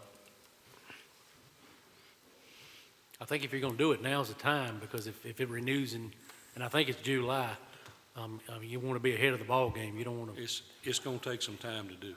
Yeah. so what are y'all thinking? 2, 3 from here, and 2 from here and 2 from the association, and then Chris's office? Think that'd be sufficient? So do I have 2 volunteers that would like to be willing to serve on this committee and review the insurance? Y'all don't all speak at once now. Well, I know it's been a long meeting, but y'all still with me, ain't you? I'll do one. All right. Cameron King is 1. Mr. Shields, what do you think? I never learned. Hey, Jimmy Holly will do it. I talked to him. Jimmy, you okay with that? I think I heard your outside voice there or something. Okay. All right, so we're going to form a committee along with the association. Dean, if you'll take it back, and then we'll ask you guys to get together, and let's start discussing this. You want 2 names from me? I would say 2 representatives, because that'd be 4, and then along with Chris, I think 5's enough. You get too many ideas. So, all right. Do we need to put that in a motion, or are we good to staying like we are with just the committee? If you appointed it, Do what now? are you appointing the committee? Yes, I guess I'm appointing the committee by volunteer, but I'm Yeah, appointing. voluntold, I guess you go. Okay. All right. Cool. Thank you, gentlemen. All right, we're moving down to 15F, new business, Cascade Fire and Rescue CIP request. Mr. Chief Hunt, come on up, brother. Talk to us.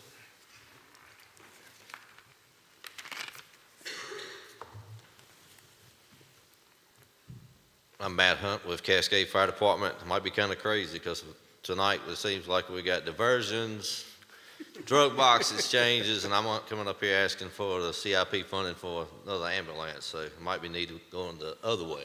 I don't know. What we're looking at is, I'm looking at replacing the 1999 Ford F-350. It's got 120,000 miles on it. comes around 2,000 hours. It does meet all the qualifications for the CIP funding for the county. I think the qualification was 42 points, and this came up with 49. Just to give you a little bit of history on our call status and what we've ran in the past 2 years. Now, this is our fiscal year, January to December. We run 145 EMS calls in 2021, transporting calls. 2022, we run 265. So that's a 54% increase with a 24-year-old ambulance. I do have 2 ambulances. This is the elder of the 2. We do switch them out every month to try to keep the miles just off. Everybody likes driving the newer ones, but we don't do that. So just coming forward for you guys to see if we can work something out with CIP funding. If we can't, I'm not going to go try to afford an ambulance on our own. My community is deemed as a underserved community by the federal government, by the state of Virginia, and by Pennsylvania County. So as far as getting donations in for a project like that, when 70% of your community is unemployed or can't work, your funds and fundraising and donations coming in are just not there. So if I take any questions right now, that I can help you out for what I can and get a little bit of knowledge of it. Thank you, Chief. Any questions for him? You gonna seek RSAF funding for this also to help? I am, and it will not be a remount. No, don't do a remount. Yeah. And I just wanted to clarify, is everybody aware of the process for the point system? That was under the last commission. Just quick, how to explain that to you. We kind of mimicked that somewhat. It's not exact, but to how the RSFA does it for the state. We went off a point system, and it's in your document as well. But basically, their last year funded the age of the vehicle, the engine hours, and then how many calls they run. And then, of course, if they're remounting, they get 5 bonus points, which, in my opinion, don't remount trucks. Don't remount trucks, but that's just my opinion. But you have to get, what we come up with was you needed 40 points to be eligible. You actually got 49. So this truck very much fits the need. Also, I think, I just want to say that Cascade's done an excellent job. How long have y'all been an EMS agency now? 2.5 years, be 3 years in July. 3 years in July, and have you missed a call yet? We missed one the very first year due to radio difficulties. So 3 years, you've missed 1 call. And your call volume doubled this year? It went up 54%. 54%. So, I feel like it's a warranted request. So, any questions for the chief? Then we'll entertain a motion. Thank you. Motion, I'll make a motion to approve CIP funding request. Second. All right. Got a motion on the floor and a second to send this request to the Board of Supervisors for the CIP funding. Any discussion on the motion? Hearing none, we'll go to roll call vote. James Hawley, Yes. Ben Meeks, Yes. Alan Casper, Yes. Ward Rowland, Tim Cassell, Yes. Brian Shields, Yes. Kermit King, Yes. John Brown, Yes. Bert Sellers. Yes. All right, thank you, gentlemen. We can see the light at the end of the tunnel. All right, other matters from the commission. So this is going to be, we got off on our numbers, this should be 16. So we're going to start, let's go to my right over here. Chief Fowler, anything? Only thing I'll ask is keep Chief Mike Neal in your thoughts and prayers, him and his wife and his family. And thank you to all the agencies that showed their kindness in the passing of his daughter. He appreciates that, and your continued support would really be nice. I'd appreciate it. Thank you. Thank you, Chief. All right, Mr. Ingram. Mr. Chairman, once again, I'm honored to be part of this commission. Very grateful for the opportunity. And last year, I committed that whatever stipend came with whatever board I was on, that I would collectively save it and donate it to the Fire and Rescue Commission. So I have the great honor of presenting you tonight with a check for $1,850.76 to help get that process started. So the only thing I ask is let's get a picture before I leave from here. Awesome. But, you guys are my special interest. Yeah. I don't know what we would do without you. And to have anybody say anything derogatory about you is just beyond my comprehension. But I'm very grateful, as well as the majority of the citizens in this county, because when they need you, you show up, and you show up in volumes, and we're very grateful for that. So thank you for all of what you do. And that money, just to clarify, you said it's for the Fire and Rescue Memorial? Say it again. Is that money is for the Fire and Rescue Memorial that you saved, correct? Absolutely. Okay. I signed it over to you. Thank you, brother. Yes, sir. We appreciate that. All right, J.D. Brown. Nothing at this time. Okay. Commissioner Alan Casper. I just want to thank this commission, the county, working with, I've been doing this for 40 years now, and I have dealt, over those 40 years, I've dealt with some very, very difficult relationships, and I think we do a fantastic job working together. Thank you, sir. Mr. Sellers, Bert Sellers. When we talked earlier about the special ops, you said that you were too big to hang off of a building. We all agree. I concur. You don't have to worry about me coming off the side of it, brother, or getting in a boat. I like to sit on the beach and drink beer. All right, Mr. Holly. I'd just like to say thank you to all agencies that was there when Stephanie passed. I know it means a lot to Mike. In fact, Ben has a write-up that Mike wants him to read tonight. So thank you to each and every one of you. It definitely showed the brotherhood and the commitment of the volunteers and public safety being together. Thank you very much. Thank you, sir. I'm going to come back to you, Vice Chair. Director Key. Nothing, sir. All right, thank you, sir. Mr. Rowland. All right, Tim. No, I don't have anything. All right, brother, moving right along. Steve's not here. Mr. Shields. I don't have anything. All right, back to you, brother. Like I said, first off, I'd like to say thank y'all to the commission. Like I said, it's been a good year so far, and going into a better year this coming year. Director Key, sometimes I know we get on you pretty hard. So, but you stick with us, and, we're trying to work with you. And like I said, I want to give kind of a shout out to the board. Look like they're trying to work together a little bit better this time. And so that's encouraging to all of us. Thank you to public safety, the volunteers that's coming out.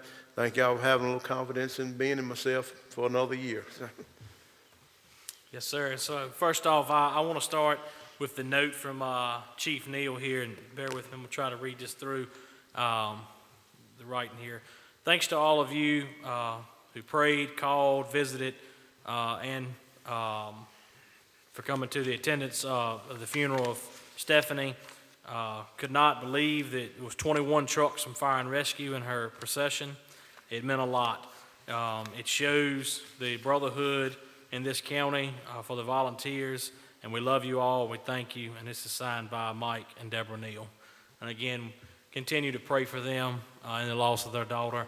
I had the honor of being able to go down and stand by at his station while he went and laid his daughter to rest. And unfortunate circumstances, but we got to watch the procession go by when we went up to eat on 58, and you just couldn't believe the amount of people in the procession, and it was an amazing thing. And I will add, while we were there, we were dispatched for cardiac arrest. Gage in the room here, raise your hand, Gage. He was actually, they came up and staffed a truck from the county as well to help us, and excellent work. We were completely out of our area, completely out of our norm. Larry, he was there, Chief Strader, he was there, and I told him, look, brother, if we got to go somewhere, you got to go first, and I got to follow, because I had no clue where I was even at. But I will say that teamwork, it was probably 5 different agencies, and most of us, or a lot of us, had never even worked together on an actual call, just because, Grutton was way up here on the north end, and they were down on the south end, and some of them was even going on the way to the funeral, because it happened right before the funeral started, and they were still in their, dressed in their nice clothes, and they came and assisted. But excellent work by Gage. I had 2 medics there as well, Shakita Webb, Ashley Dalton.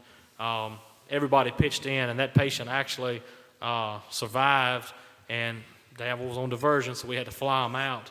But that patient was breathing against the tube, had a good pulse, and that was after having to wait about 30 minutes to get a helicopter there, because that was the quickest thing we could do. So excellent, excellent work.